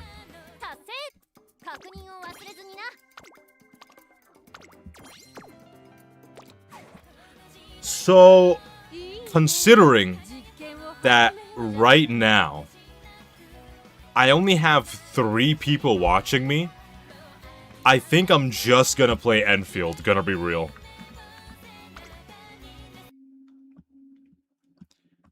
Gonna be completely honest, think I'm just gonna play Endfield.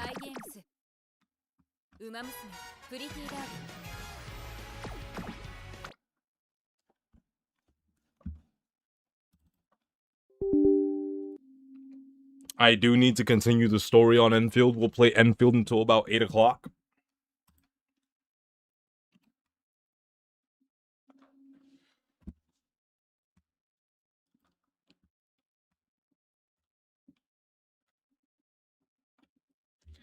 Very unfortunate, but we do have to cancel the Regashu Cup.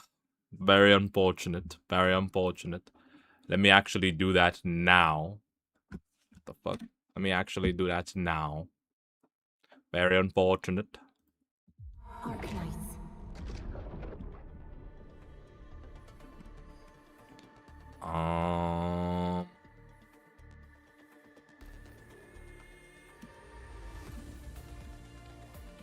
Cancelled.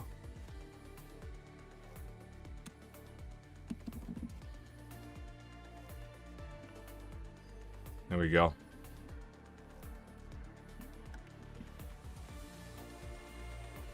Here we go.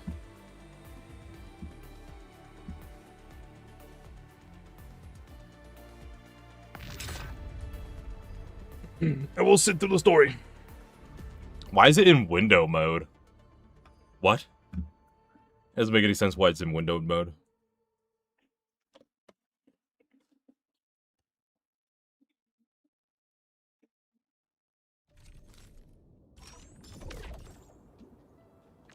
Alright. This is another survey. It is another survey. I'll do the player survey later.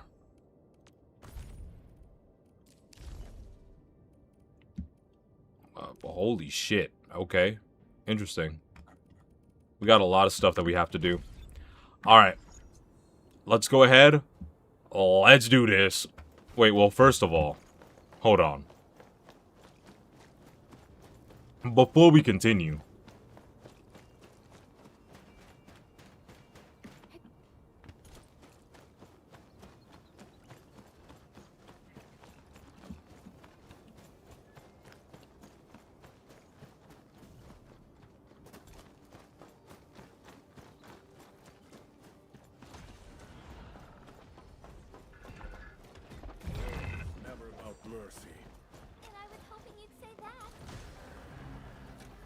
now the real question is, this is the real question. Holy shit, they're fucking him up. Oh my god. Oh my god. Well, he's dead. What can you do?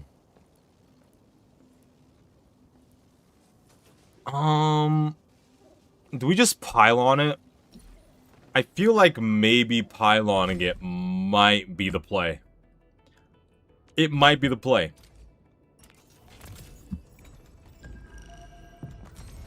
Actually, I can't keep getting myself distracted. Oh, thank you. I appreciate getting another one of her.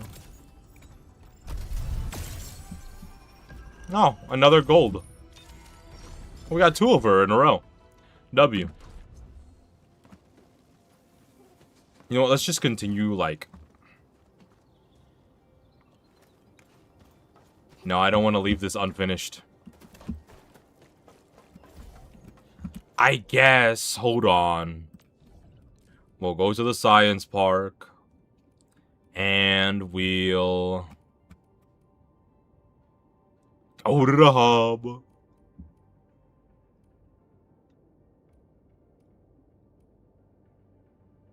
Can we actually... Can we actually build in the base? Hold up. Let me see if I can actually build in the base. 15 relay towers.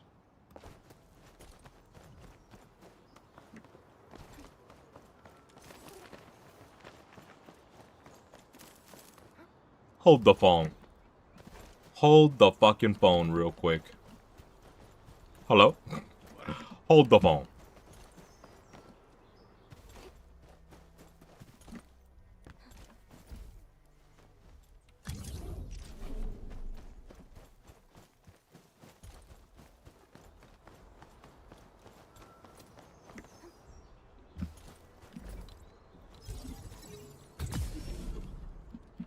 Plug that in.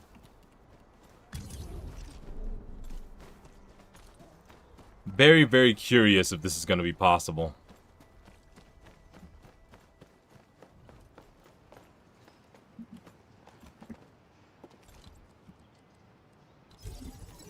It is possible. Okay.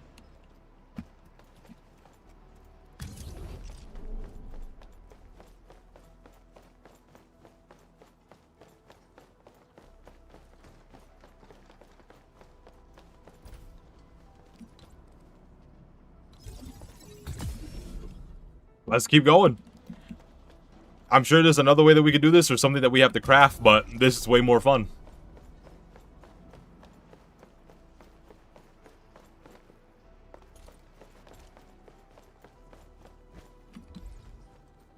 Oh, whoop, oop, oop, oh, oh, oh. Yep, plug that in. Bucket.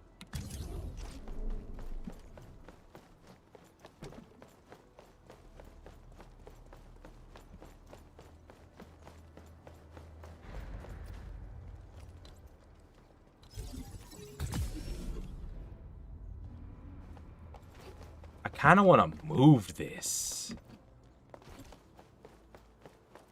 No, I think this should be fine here. Nah, yeah, this should be fine. Yeah, this is okay.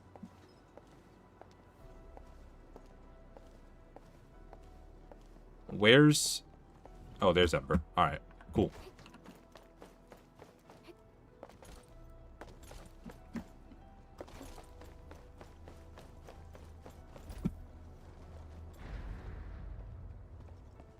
Am I even going the right way? No, I am not. Right. So we need to pick this up. Let's go ahead and stash that real quick. Yeah, let's just go ahead and stash that real quick. Right, we were going the wrong way.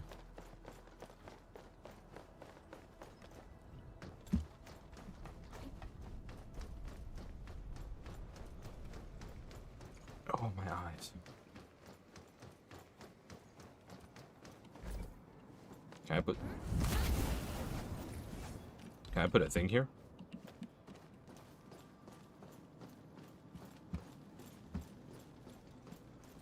Oh, I can't put a thing here.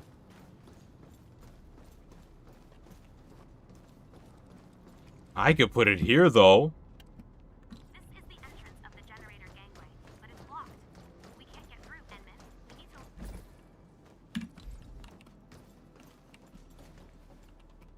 to Ooh. look for another way in. Did not mean to do that. Fuck it, let's stash what we put down. Fuck it.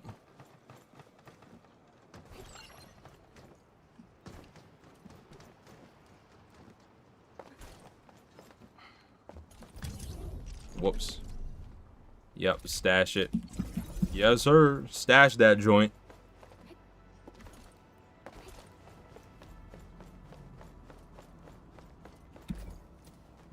What? No. Yeah.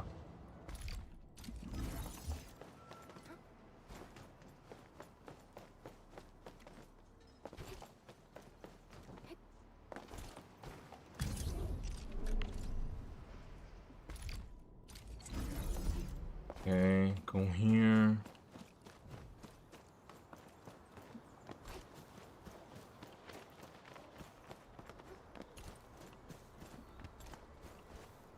I could do the interviews, actually. Even though I'm talking to no one, I could indeed do the interviews right now. This is true. I could talk to myself all day too, but who would want to do that? Fuck it. Let's see if anyone's going to be interested in doing the interviews.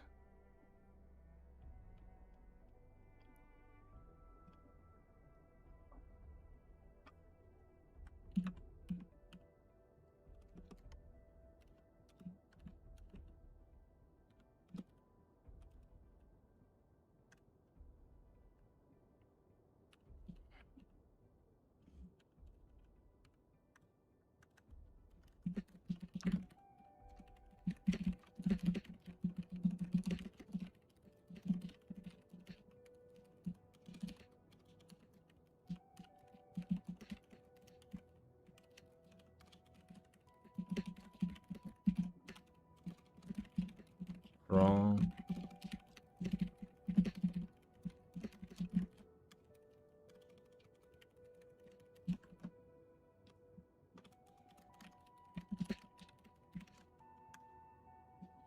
Okay. I wanna like... Let me just like... Oh, there it is. Full screen.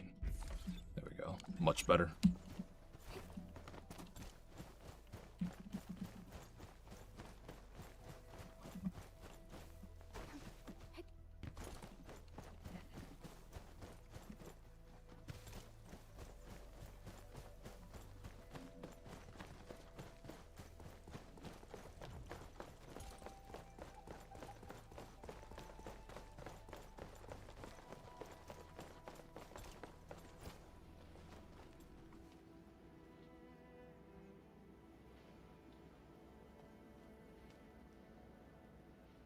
That there.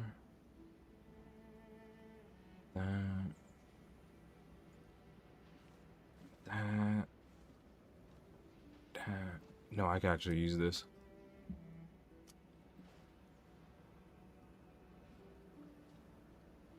I'll go in here.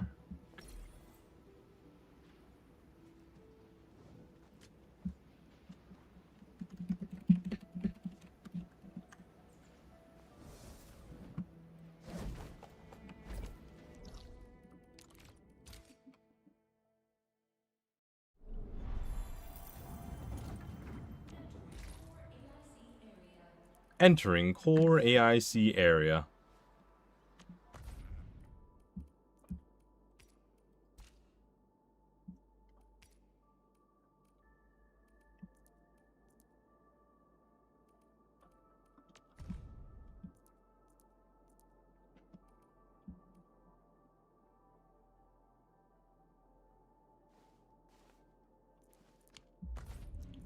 Oh wait, yeah, I gotta make a power generator.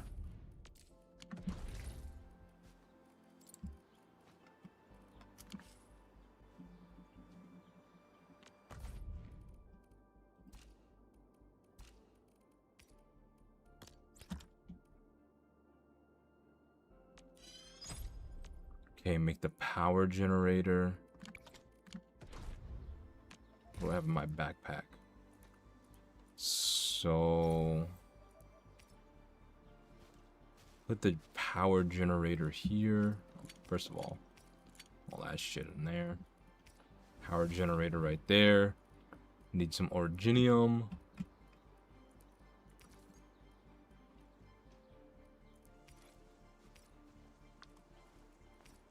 Okay, that there. Okay. Got the power generator up. Just use my brain for once. Oh, region overview is better. That there. Okay.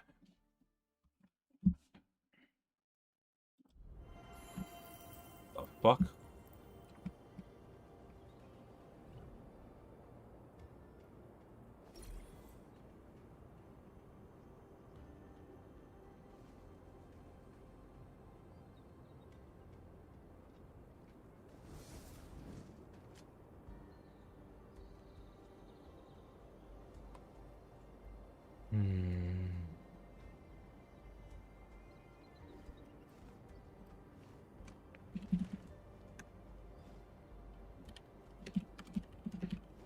Don't worry, I'm around.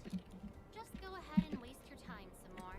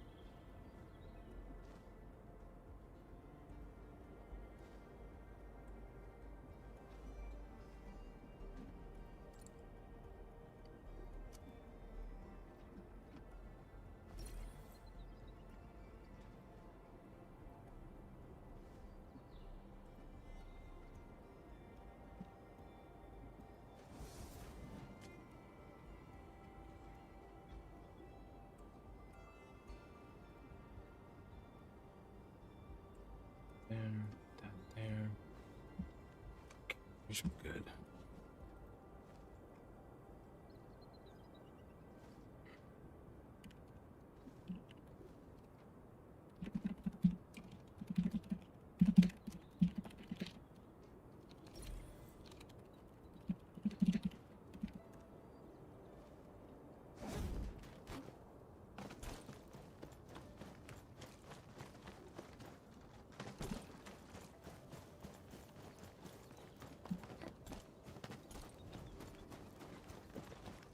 Okay, getting a DM. Setting everything up. Sorry, guys. I'm sorry about that, Chatterino. Okay.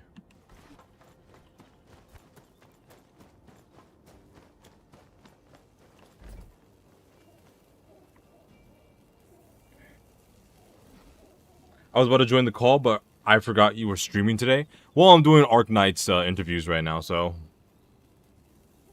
At least I'm about to. Okay. Let me just go ahead. Hello? Yo, can you hear me? Yeah, I can hear you, Moda. Hold on a second. Let me just adjust you real quick. Alright. Alright, so just as a disclaimer, a disclosure, this is gonna be made into a YouTube video. Are you okay with that? Yeah, with I'm you fine being with in it. I'm completely fine with it. Okay, Yeah, great. thumbs up on me. Okay, great. So I wanted to do this because, like I said, I plan on bringing back more community events for the Shoe Gang and stuff. You know, obviously, went through a lot of bullshit throughout life, but it is what it is. What can you do? So, Arknights Endfield. obviously now available for everyone in the world to play. Definitely not a sponsor statement, that's for sure. But I wanted to actually get the chance to talk to some of the Arknights community members that ended up joining me when I started playing original Arknights, and I feel like I've done fairly well to go through some of the stages in Arknights. I got LaPlan Altar, saved up for some stuff, you know, did some things here and there. So as somebody who's played Arknights, how about you let me know, how long have you actually been playing the OG Arknights? Let's see. I was not day one. I think I played it like maybe 2-4 months after it got released. That was during the lockdown. I started playing it and then hooked me the fuck in. Like, Jesus Christ, that game was it was like, oh my god, I love this game. What the hell? And it was my first gacha game, believe it or not. What the fuck? I feel like that's a lot of people's first gacha games, but they don't even know it because they don't even know what gacha is. Yeah, well, it was like I mean, yeah, I played like a bunch of mobile games before, but like that was my first official gacha. Then like the second one was Genshin Impact, which I just gave up because my phone, my old phone, I had like another phone before this. Just yeah, it didn't run it well. Yeah. Okay. I remember when I played Arknights, I actually had no idea that I was actually playing a gacha game at first. And when I played it, I actually did enjoy it for a little bit. But then I kind of realized I fucking sucked at it at first, and I didn't understand the premise of it because it was tower defense, and the only thing I did was play Bloons tower defense. So, you know, I stopped playing for a bit, and then I came back, and when I came back, I had you guys to join me in it. So when it came to Arknights, what would you say was your absolute favorite thing and least favorite thing about the OG Arknights? Okay, the favorite thing of the Arknights, the lore, the art style, the music. These three things are peak, I tell ya. The thing I don't like though, well, it depends on who you ask. If you ask in the Arknights player term, but for me, it's their limited character banner. No, not banner, like schedule banners. It's like sometimes they drop one limited character, and then like a few months later, boom, another second one. Like in very short timing. Like we had that. Like that is almost a thing because like I think like a couple years ago, Chinese New Year, we got a Sui sibling, and then boom, an altar. Like then like Chen altar, if I remember that. That was like, oh my god, what the hell, man. Yeah, I definitely noticed that they like flashbanged the banners consistently with like back-to-back peak-looking characters, and I was just sitting here like, man, like who has enough to have like 50 million Oranginium on hand to get all these cool-ass characters? You know what I mean? Yeah, I get what you mean though. So, speaking of all of that, and you know, now that we've covered like your favorite thing, your least favorite thing, stuff like that, things that you liked and disliked about the original Arknights, when Endfield first got revealed, what was your first impressions when you first saw gameplay and the trailer and everything like that?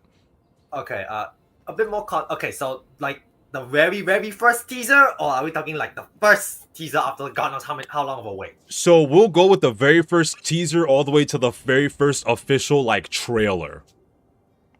I was literally I was like sitting on Discord one day, my friends, I was in another Discord server, we were talking about Arknights, and then one of my other friends is like, yo, Arknights is dropping a new game or something. I was like, what? Boom, send the link. I was like, what the fuck is this?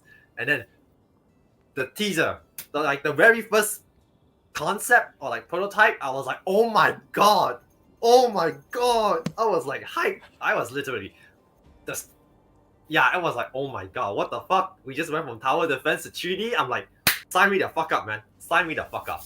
I'm gonna be real, I had the exact same reaction. I was like, holy fucking peak, we're getting a 3D Arknights? Yo, we have upgraded from chibi characters up to 3D character models. Dude, I was over the moon when I had first seen it.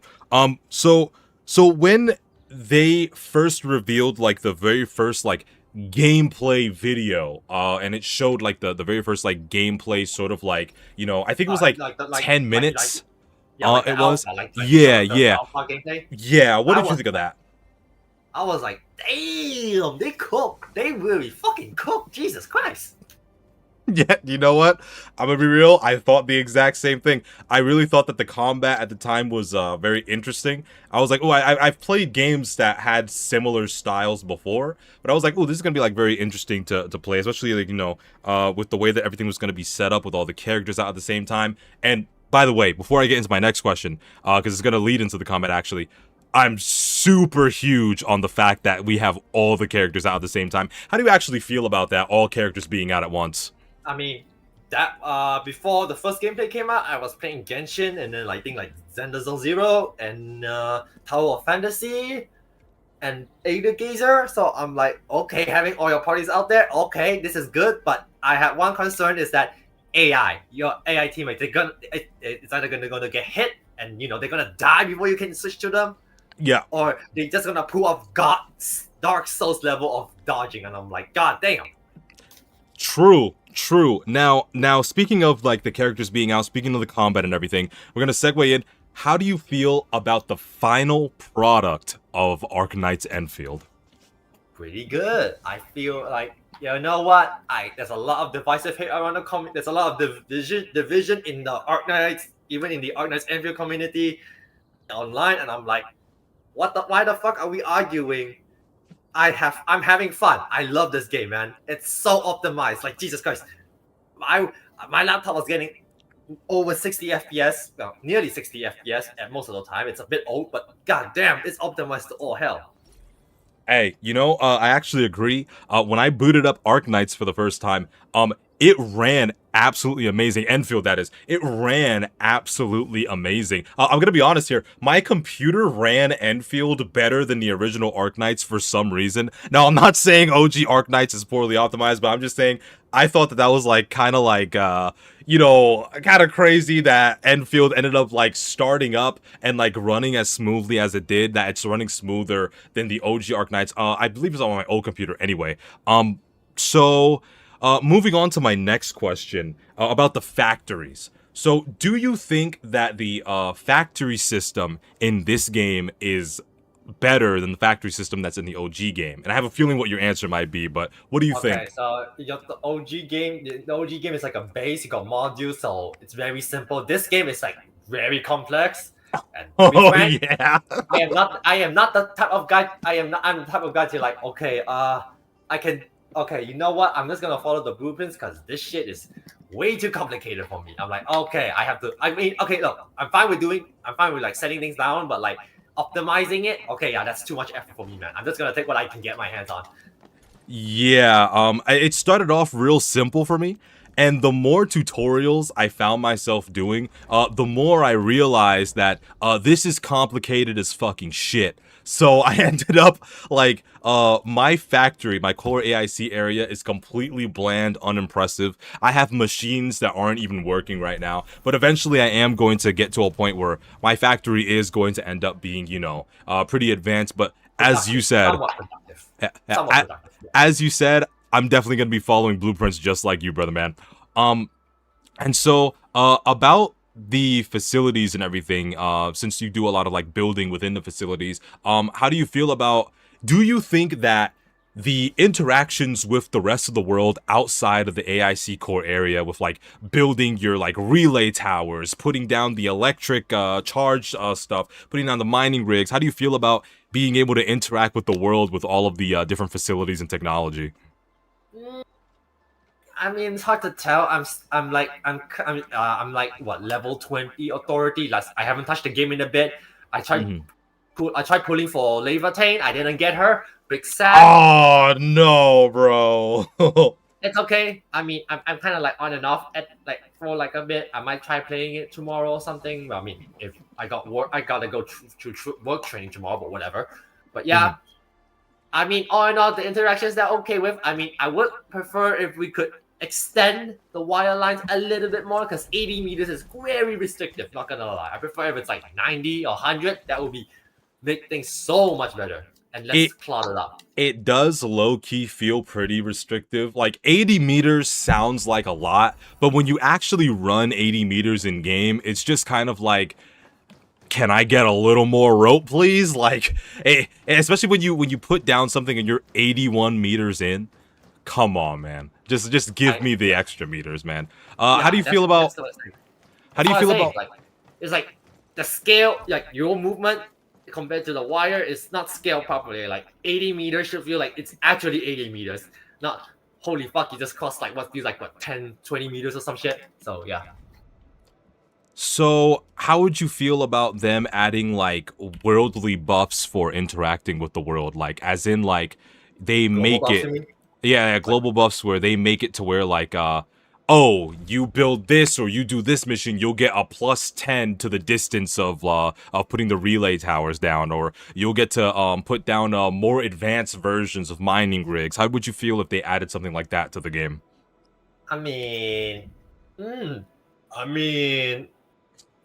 is it gonna be permanent? That's the question. If it's permanent, I could see that like it could be useful, but if it's limited time, then I don't see people doing it. Again, like it has to be permanent.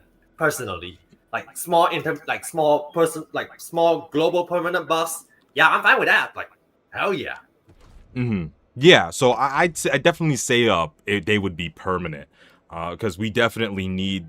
I feel like we definitely should get a little bit more support, especially with the new regions. I feel like the new regions will end up just becoming more complicated as the game goes on. But so for the final question before I bring in the next interviewee, so how would you scale Arknights Endfield on a scale of 1 to 10?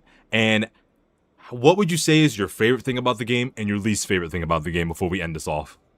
Okay, so on a scale of 1 to 10, I'd say it's about 8.5 to about 9. It's good, really good. Worth the wait. Worth the wait, worth the hype. My favorite part of the game, the models, the characters, the music, the world, and the character, specifically Fluoride. Holy shit, why is she so hot? I mean, the same could be said for Leva, right? Come on now, I love these two girls. They can step on me on day one, you know? Hey, you know, we love that kind of honesty. We love that kind of strength of character people have to be able to love these anime characters. I'm in the exact same boat. And as for something you like the least, the thing that I don't like, this might be subjective to different people because I think it's the game performance, because I sometimes get dips and I'm like, and the game just like stutters very badly. I'm like, okay, you know the game is optimized, but like, goddamn, could you guys please smooth it out for like, you know, people like me using older generation shit.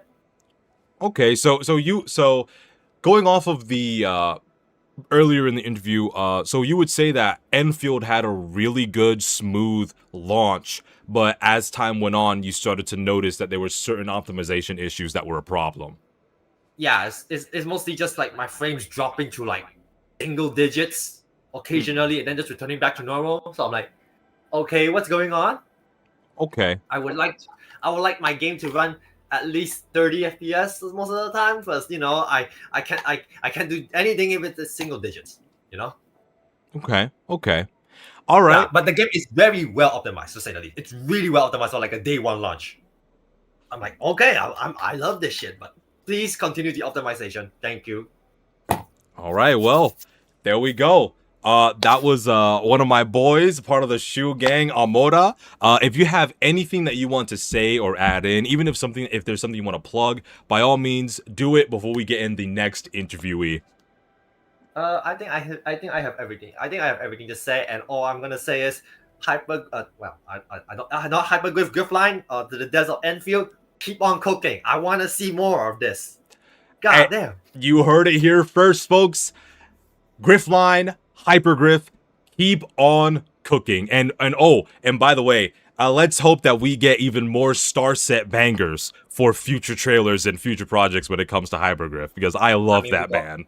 We got a One Republic collab. With Endfield. I think that was doing like the game shows. So, hey, as long as I get to see more Starset, I'm good. I also know that Starset has been working with them for a long time anyway, so. Yeah. Thank you, man. All right, thanks. I can leave now, I guess. Yeah. Don't worry. I'll send you into general, and then I'll bring in the next person. All right. Catch you later. All right. Peace, my man.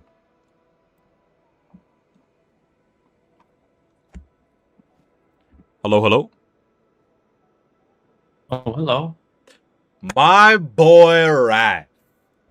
Yeah, One what's up? of the first Arknights community members that graced the Shoe Gang's presence when I was doing Arknights streams, Arknights reacts, all sorts of things. Before life hit me like a fucking 18-wheeler truck. How have you been, man?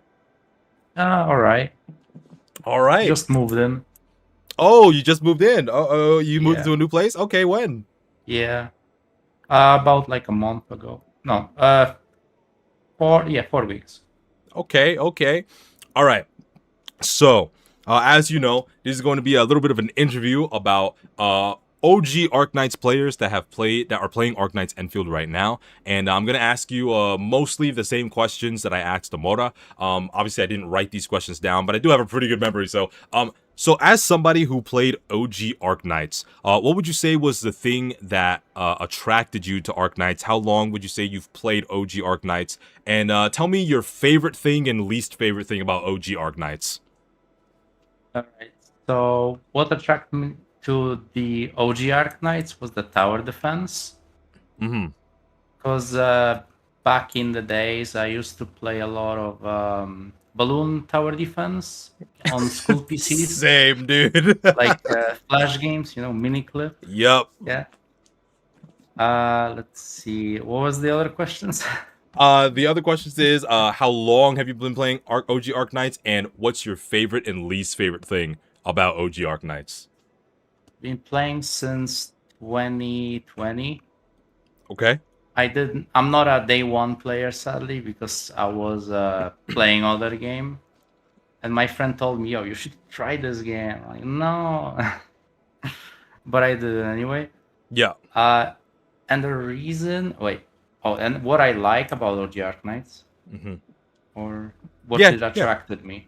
Yeah, like what was your favorite thing about OG Arknights and your least favorite thing about OG Arknights? My least favorite thing is the IS, the roguelike game mode. Mm-hmm. I just don't like it. It takes too long. Okay.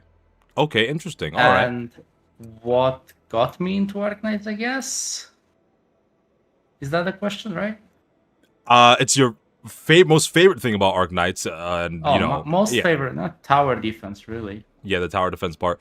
Yeah, sure. You could also add in what brought you into Arknights in general. You said your friend is one that introduced you to it. Yeah, though I ignored it a bit. But when I saw a certain character, I really like it. It's whenever it comes to these gacha games, it's always almost 100% of the time. Damn, that character is fucking amazing. I'm gonna keep playing specifically for this character. Now, obviously, there are other things that we'll like about the game, but there's always a character that seems to attract us to these sorts of games. And what helps it even more is that it's fucking free. So, easily accessible to get to our favorite characters. So, yep. So with all of that being said, when you first saw Arknights Endfield, when you first saw its teaser, and when you first saw its very first official trailer, what was your initial reactions and how did you feel about it? I'll be honest, the Genshin clone. Genshin clone. Okay, so we've got polar opposite answers here when it comes to these two people that I've interviewed so far. Yeah, so when I saw the first ever beta gameplay release, the little trailer where they were running around with the Chan, yeah, it was like Genshin clone to me. Okay.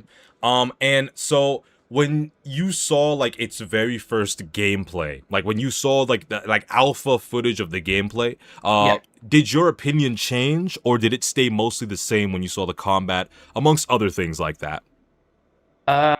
I saw beta 1 combat. I believe it was different compared to this one. It was when you hold an attack, you deploy it. That was really cool concept. Yeah. But I don't know, they changed it and they forced this to hack and slash, which is not really that fun. Okay. So you definitely, I've mentioned before in various videos that there were people that preferred to have the time slow down. You see your skill that you're going to deploy, and you manually set where it is that you're going to put the skill. It's more tactful. It's slower paced. So you are definitely one of the people that prefer that over than what we got now. Yeah, it's more strategic. I think Arknights and Arknights titles should follow that than just be hack and slash. Okay. Interesting. So, so then I guess I'm gonna have to have the follow-up question be, how do you feel about Arknights today, after its official release? Enfield? Yeah, Arknights Enfield. I honestly like the factory bit, and the story is nice. Mm-hmm. That's about it. The combat is a bit boring, but the bosses are fun as well. Okay, I like yeah. the bosses, like the mechanics. Yeah, I think the bosses are pretty entertaining as well. Yeah. So speaking of factories, it actually goes into the next question that I was actually asking Amora before. How do you feel about the facilities? Like, what would you say is like something you really like specifically about the facilities? Since I played Factorio and Satisfactory, Yeah. what I like about Endfield is that you don't use resources to make like conveyor belts or pipes. That's definitely very like Yeah. useful. It makes things a lot easier, that's for sure. Yeah, and you can't like clutter your builds like in Satisfactory. So you can have like nice running factory with organized belts and segments. Okay. So this actually, I'll actually skip over to another question regarding the core AIC area. I actually asked Amora a similar question. I'm gonna ask you this, but this would be more so on a smaller scale. How would you feel about them releasing updates that actually upgrades the factory, like faster conveyor belts, faster processing, unless it's already in the game and I just haven't made it there yet? How would you feel about like them expanded? Yeah, like they expand, like, you know, the factory tree, you know, you get to like add upgrades to your factory, faster conveyor belts, faster processing, all this stuff. How would you feel about them doing that? Yeah, that'd be alright. I mean, I think what they should do is, you know, like the AIC base, right? Yeah. They should add extra floors. So we can like have more, you know, factories on top of each other, you know? Yes, that's actually something that I did want. I wanted to make it into like an actual base, because if they make it feel like an actual base, it'll kind of feel like 3D original Arknights with like the base facilities that you had in the first game. And speaking of that, how do you feel about both the base in OG Arknights and the core AIC area that we have in Endfield? How do you feel they compare, and which one would you say you like more? In OG Arknights, like the base, yes, it's just like dorms, right? Is that what you mean, right? Yeah, like, you know, because you can like make materials, you make ascension materials, all sorts of stuff, the crafting. Okay, you mean that kind of concept? Yeah, okay, I get it now. So in Endfield, it's a bit more in depth because you need to make materials and then use the materials to craft gear, right? Yeah. While in Arknights, we don't have gear, but we do have like the materials to make the characters stronger. Like, character strong, mastery skills, and etc. Yeah. Okay. So I believe that Endfield is more in depth.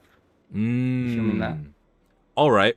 And obviously, I feel as though you would feel the same way if they like added upgrades for interacting with the world, building in the world, like in general outside of the facility area, where like there'll be upgrades to extend the transmission wire to other relay towers, to be able to put upgraded mining rigs. Like I feel like upgrades like those, global upgrades like that, that would be permanent, would be actually very good to have in the game. What do you think? Yeah. Okay. So, how do you feel about the characters in Endfield? I straight up like Amber and Chen. Yeah. Of course. The other characters, like, I mean, Leviathan, I guess That's what you call Yeah, her? Levitain, yeah. Yeah, she is nice. I also like Helagur. His name is let's see, Pogranchik, something like that. Yeah. Okay. Okay. Oh, so he. Oh, okay. I feel like he was familiar. I felt like I seen him before. Yeah. Okay. He's like based off Helagur. Okay. That makes And a Helagur lot more was sense. OG. Yeah, that makes a lot more sense. All right. So, what would you rate Arknights Endfield on a scale of 1 to 10? What's your favorite thing about Arknights Endfield and your least favorite thing about Arknights Endfield? And I have a feeling I know what your least favorite thing is gonna be.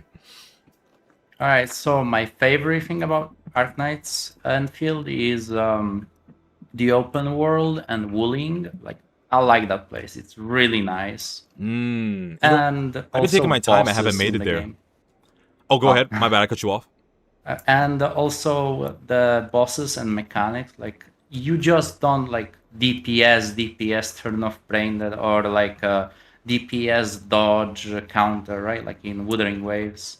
You True, just very like true. DPS, then you stop, you get to the phase, you have to do this, you have to do mechanics.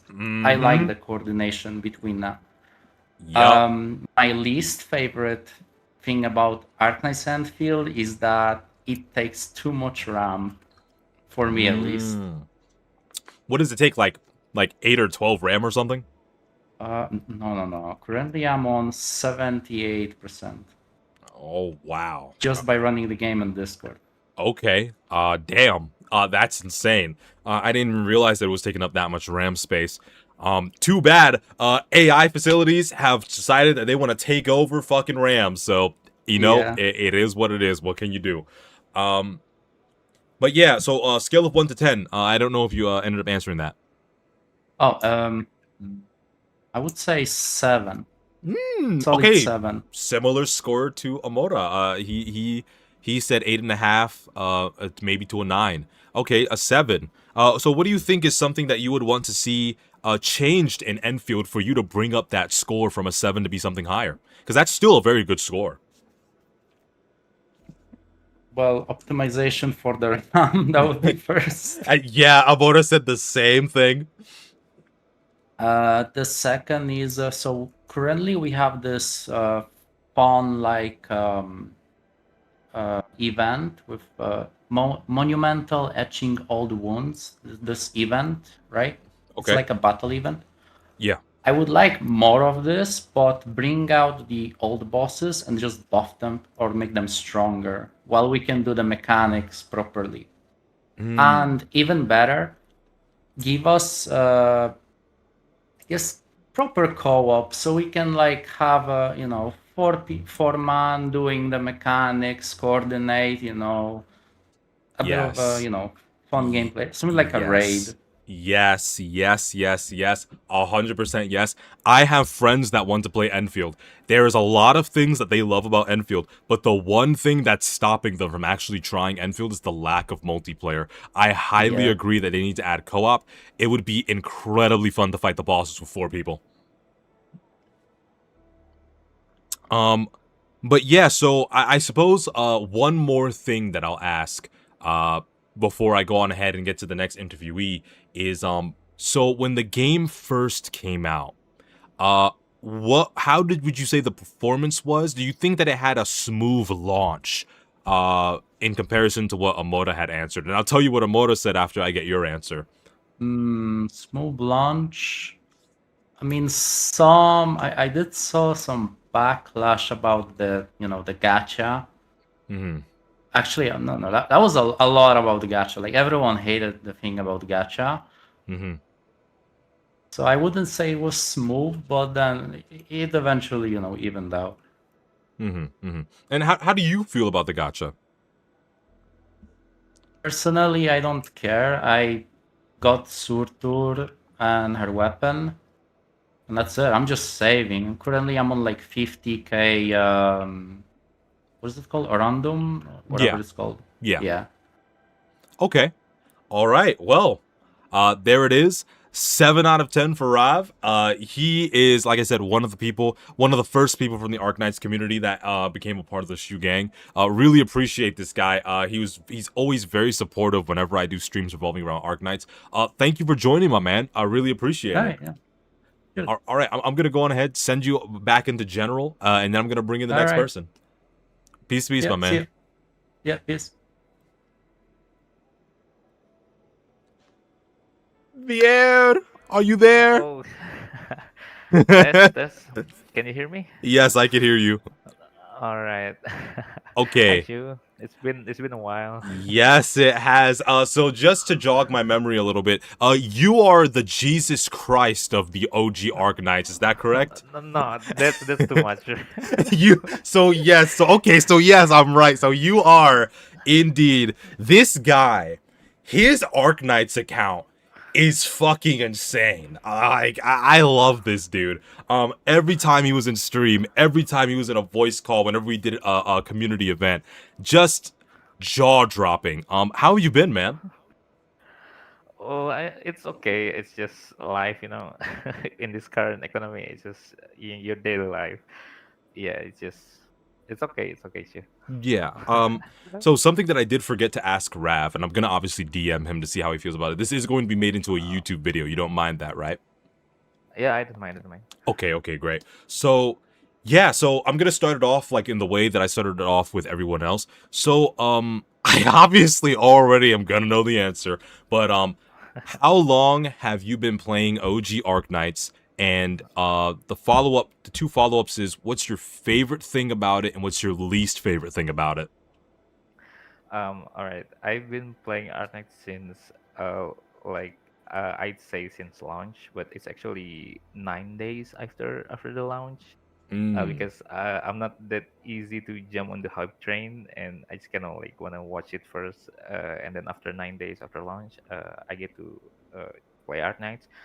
My favorite things about Arknights is it's always been about the narrative, the world building, and the lore. And the least thing, this is the hard question actually. It's the what? The least thing, the least favorite thing about Arknights is kind of the hardest question because I don't know what I hate about the game. It's just too peak for you, huh? Yeah, I just kind of really love Arknights. Maybe it's really biased. What I hate about the game,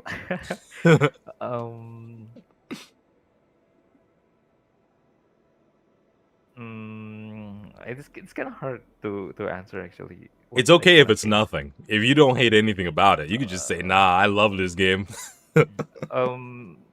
Maybe probably it's just the way that sometimes they try to uh, I kind of get it. It's just for like accessibility, but like you need like Usadel making everyone like stride using her and just bypass the knowledge of the game. It's kind of unsettling to see. But I'm not in the point to where like I hate everyone who use Usadel. It's okay, but sometimes when they trying things like this, like be it like releasing a powerful unit or making the game easier, I kind of don't like it. But it's just in the back of my mind. It's just It's not something you think about often. Yeah, it's not. I'm not always. Okay. So since you're really big on lore, you're gonna actually be the only person that ended up asking this. Lore, comparing lore between OG Arknights and Arknights Endfield. Obviously, Endfield has a lot less than OG Arknights, admittedly, when it comes to lore. But how do you feel about the world building and everything else when it comes to Endfield, as someone who's a fervent enjoyer of the lore of OG Arknights? This is a pretty interesting question because actually, because Enfield and Arknight is like basically in the same universe, in the same world building, right? But even if I think personally, even if we remove the Arknights part, even though it's kind of like sounds impossible, but I think Enfield doing a pretty good job on setting up the world and the lore. I feel like it's really satisfying to see that even without considering Arknights, I think Enfield have a really good setup on their world. Okay, so you think that Enfield has like really good setup for really good things to come, since it is Arknights after all. So yeah, I think so. okay, all right. So I'll get back to the original questions then. So when it comes to Arknights Enfield, how would you say what was your reaction when you first saw the teaser and then the very first like official trailer?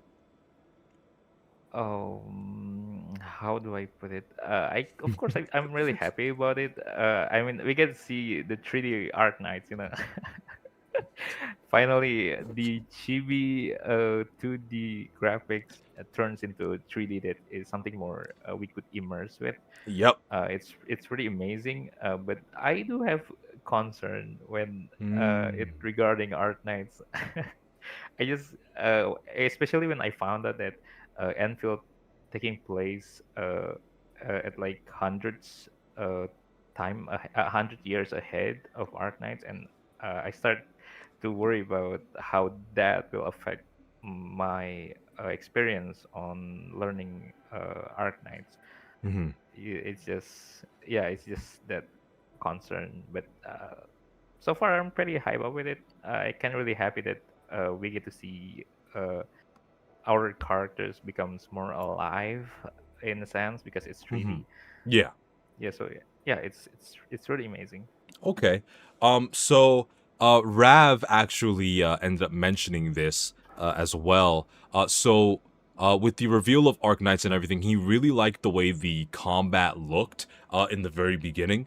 He loved the time, slowing, like time stop thing, deploying the actual skills, and he really felt like it took more strategy. How do you feel about Arknights Enfield going more so in the direction of a hack and slash as opposed to the original system they had in the beginning?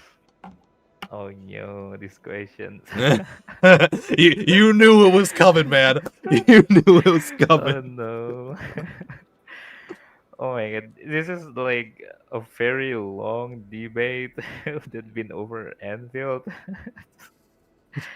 um, Before I state my argument, I just want to say, actually, um, it's kind of unfair to say like I think the alpha test is a better combat system rather than this one Mhm.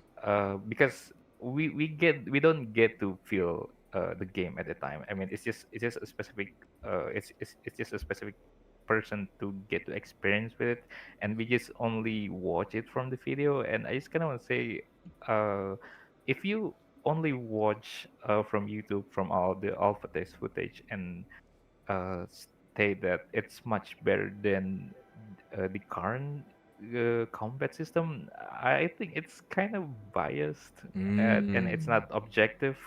So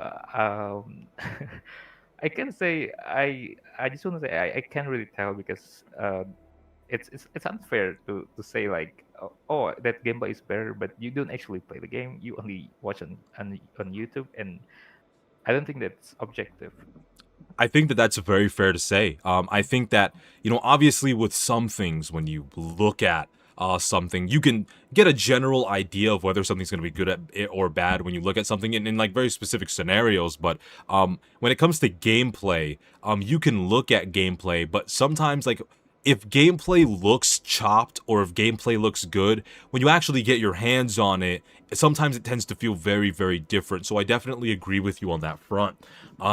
So when Rav was talking about the combat and when he was talking about when he first saw Enfield and like the trailer and stuff, he said that it felt very and now I know that this has a lot of a lot of weight to it in the gacha community, this statement. But he said that when he first saw Enfield for the first time, one of the immediate first thoughts that he had was, oh no, Genshin clone. So how do you feel? Do you think that Arknights Enfield is like a lot different than Genshin, or do you feel like it's too similar, or do you feel like it's just like not a comparison at all? It's just like apples to oranges. Like, how do you feel about that? No, I never have a thought that it's a Genshin clone. I mean, even Wuthering Wave, I don't think Wuthering Wave is a Genshin clone. I don't think they I don't get it why people are obsessed with comparing it with Genshin. Mhm. I don't know, maybe because it's successful, but I think Genshin is its own game, Wuthering Wave is its own game, and Anfield is its own game. They have their own identities. They have their own uh, gameplay thingy, and it's different. I mean, how could you say like it's Genshin clone when uh, it's the world, the combat, the characters, uh, the lore. It's very different. It's not Genshin clone. I don't think so. Mhm. Yeah. I to be honest, like when I see these anime games in the gacha space, I don't necessarily see them as clones of one another. I just see them as the same style, and I see them in the same genre. So I'm not gonna look at Berserk and Clanad and say, "Wow, Clanad is a copy of Berserk." Just because they're both anime and they both have a manga doesn't mean that they're the exact same. You know what I mean? Yeah, that's wild, right? That's wild. Like, but yeah, like I just think that a lot of people came in from Genshin because, you know, obviously Genshin came out with the whole COVID thing, and like, they see an anime character and they're like, oh wow, this is the same game because that's an anime character. You know what I mean? So yeah, that's how I feel about it. But now that I got that, it'll actually segue me into the next question of mine. How do you feel about Arknights Enfield on official release right now? Initially, to be brutally honest, Okay, here we go. initially, it's kind of weird. It's like it doesn't have that it doesn't have that direction. It doesn't have that identity uh with a good direction. It's like this game doesn't know where it's want to go. I mean, the combat, when I the first time I get to feel the combat, it's really bland, to be honest. It's Mhm. weird. It's like you're just mashing buttons and then there's a combo, And and things it's are just just like that. happening.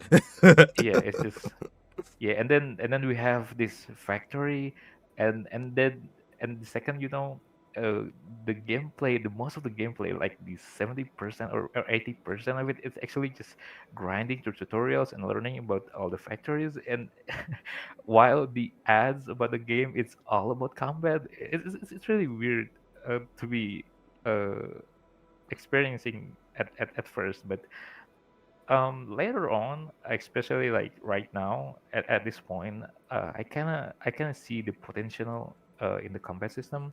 Mhm. It requires like a good interesting character kit, plus a good combinations of enemies, especially when after I play the Umbral Monument. It's kind of really interesting. I think they kind of have things in their mind, and I kind of look forward to it. Okay. So you could definitely tell, 'cause I kind of like feel the same. I feel as though there's a lot going on with the game, Yeah. and Mm. none of them, aside from like you going super deep into the factory side of things, it doesn't seem like any of them is like super hyper focused. You know what I mean? Yeah, And it's like all over the place, right? yeah, and I definitely agree that I can tell that they have a lot of ideas that they want to try to execute, but it's the matter of feeling out the community on this launch and feeling out what direction they want to go, of what gets recepted the best, in my opinion. So yeah, the combat definitely has a lot of potential, but I really do feel like the factory system has a lot of potential with adding like maybe some new upgrades, other things like that, new ways to interact with the world. So yeah, I 100% agree with you. Okay, my next question that I ended up asking them, how do you feel about the characters that are in Enfield? Oh, I love it. They're really interesting. Uh, even like uh, either the original Enfield and also the one who came from Arknights, they're very interesting. They doing a pretty good job on setting up the reconvener. Are you aware of the reconvener, Shu? The reconveners? Yeah, yeah, yeah. Yes, I know about them. Oh, all right. I know how it So works too, in yes. the oh, all right. So in the sorter character quest, I think they doing a pretty good job on setting up the reconfirmer narrative in Enfield, and I think it's gonna turn out really really well. Uh, that we could agree on it. So yeah, I think it's really good. And another one maybe from the Enfield original is like Yvonne. Uh, her story quest is really good. I really like it. Um, and yeah, design wise, Arknights always made it. I don't need to have a take on that. Yeah, I really, I'm hoping and praying to the Arknights gods that, we get to see Lappy, or at least someone like Lappy, okay, appear in the story. I ended up getting both original Laplon and Laplon Alter on OG Arknights, so, you know, I love this character. So, how do you feel about the game's optimization, and do you think that the game had a smooth launch? Oh, of course, it's one of the amazing things about Enfield. The organization is crazy. Mm-hmm. Mm-hmm. Even my laptop is it's not really high end. It could smoothly run 60 FPS. It's just surprised. I'm really surprised, like how good the quality of the game, like the environment, the textures, the models, and it just runs smoothly. It's like magic. I I agree, man. The game has been running amazingly for me.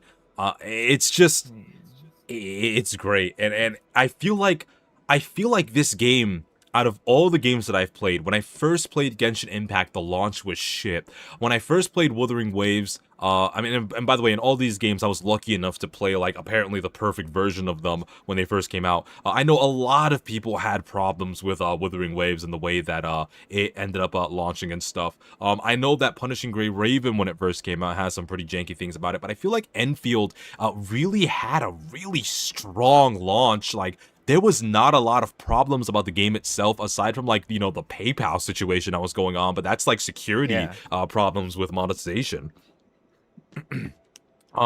Agreed. So now going into my next question. How would you rate Enfield on a scale of 1 to 10? Um, Personally, as for myself, Mhm. I think it's like um 7 out of 10. But Okay. if you ask me if I could recommend this game to other, I would probably say like 6 out of 10, Mhm. Mhm. because it's Okay, just you gave it you the know like lowest score out of everyone I interviewed. Okay. because I mean, if I want to like recommend this game to someone like really new, there's gonna be like a lot of things to a lot of complicated things to get into. Like, I mean, the narrative, the gameplay, both the combat and the factory, it's just kind of like what we said before. It's like confusing. It's like all over the place, and I'm not really confident uh, uh, on recommending this game to anyone. But personally, I really love this game. But like recommending it, it took something more than just liking the game myself. So yeah. Okay. So what would you say they would have to improve or change in order for a Arknights god like yourself to invest as much time as you did in OG Arknights to want to feel that same drive again in Enfield? I think the factory part, I want more like uh quality of life updates. I mean, they've been stating on the dev notes on the future updates that they're gonna do this stuff and that stuff, and I really appreciate it. That's really good. I want to see more of quality of life update that make it easy, not easier, but make it convenient for either you are really interested on the factory or not. And as for the combat, I think it's just a matter of time that they release more of a unique kitted character, and more type of enemies that we need to deal with. Yeah, I think just those improvement. Okay. All right. And if they end up doing that stuff, you'll end up 100% wanting to invest even more time into the game. Yeah, of course. Okay, so how would you feel? I remember I was talking about this with Rav. How would you feel about them adding a co-op feature to the game? Um, co-op. Maybe it's gonna be really fun. I don't against it. But it's never been on my mind. Because I don't really personally like wanting that much, because Enfield or Arknight itself is like really personal to me, and I don't think adding co-op gameplay will like enhance my experience on it. So it's never been on my mind. Okay, you're just more so like focusing on like the solo aspect of the Arknights verse. I can understand that. Uh, yeah, I mean, as someone, a lot of the answers that you gave are stuff that I was expecting from you. I know I like joke around and stuff, call you the Arknights god, but you do have a lot of time, effort, and just a lot in general in OG Arknights. It's incredible. I'm gonna be real. Like, I'm probably your biggest fan, and you don't even do content consistently. You know what I mean? Like, you're just cool, man. Super kind, super nice. Alright. Uh, there was Thank another, you. there was another thing that I was going to end up asking. Oh, what was it? It was on the tip of my tongue. And you wanna know what I love? Since I'm editing this, I can take as long as I want to try to remember stuff. Yeah. But oh, right. How do you feel about the building interacting with the world outside of the core AIC area? How do you feel about putting up the relay towers, mining rigs? How do you feel about the interactions outside in the open world? It's pretty cool. Even though I kind of feel bad that I need to put like this big tower like in the middle of the of the environment. It's just kind of feel bad, but at least the aesthetic of the building that we could make, it's really good that it doesn't doesn't making it It's like not grating on the eyes. It fits the environment. yeah, it's with the environment. It's not trashing out the the Yeah. place. It's not like you have some like bright fucking red and orange thing in the middle of like a lush green forest, you know? Yeah. Yeah, I get it. I get it. Okay, so a 6 when recommending it to others, a 7 for you personally. I think that's the majority of the questions that I wanted to ask. Thank you, Veer. I really appreciate it. Your insight on the game is actually the insight that's the most important to me. As someone who's played so much of the OG Arknights and have been so invested in the lore, I'm pretty sure you're the person that knows the most lore that I know in the Arknights community. Alright. Like, your opinion and your views are very high in value to me when it comes to Enfield.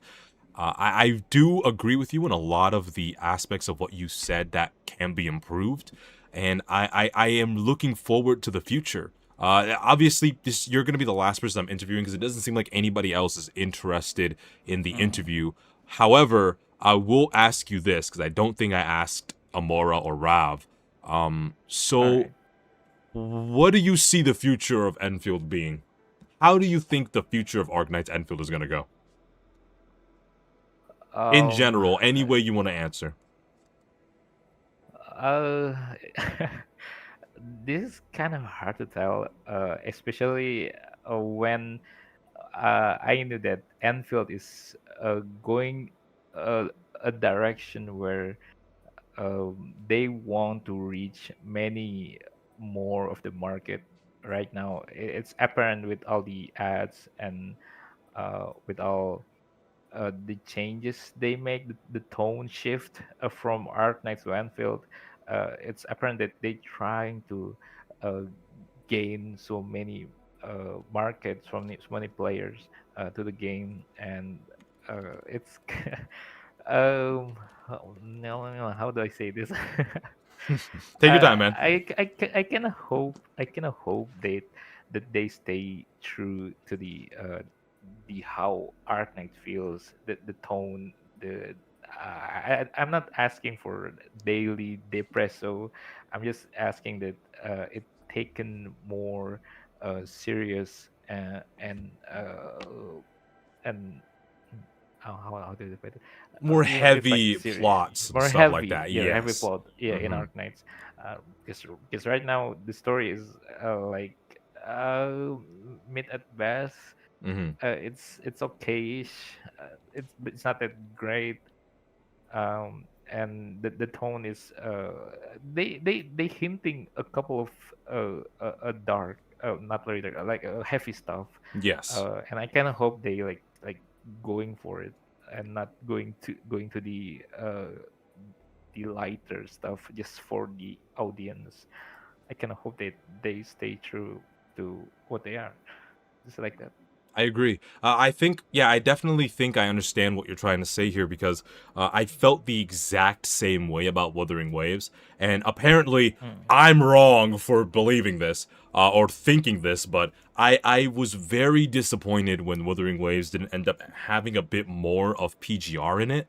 It just, I feel like it moved very far away from the PGR vibes, and it's exactly like you said. I didn't want everything to be like extremely depressing all the time, super heavy themes like every 5 seconds, but you know, I wanted it to be a little bit more similar to the way that the themes and the environment is handled in Punishing Grey Raven. And I did talk about this in one of my videos. I do like how Arknights Enfield, and in some places that I go to, it really does feel like I'm running around in like a 3D OG Arknights area. You know what I'm trying to say? Like the camp that you fight the first tribe boss or whatever the boss is, like, you know, the floating rock thing. I really love that area because admittedly the crystals remind me of the Red Tide from PGR, but I really love that area, and I agree. I hope that they have more heavy themes in the future, and I do hope that they have some pretty dark and heavy environmental areas that we can explore. Doesn't have to be all the time, but definitely often enough.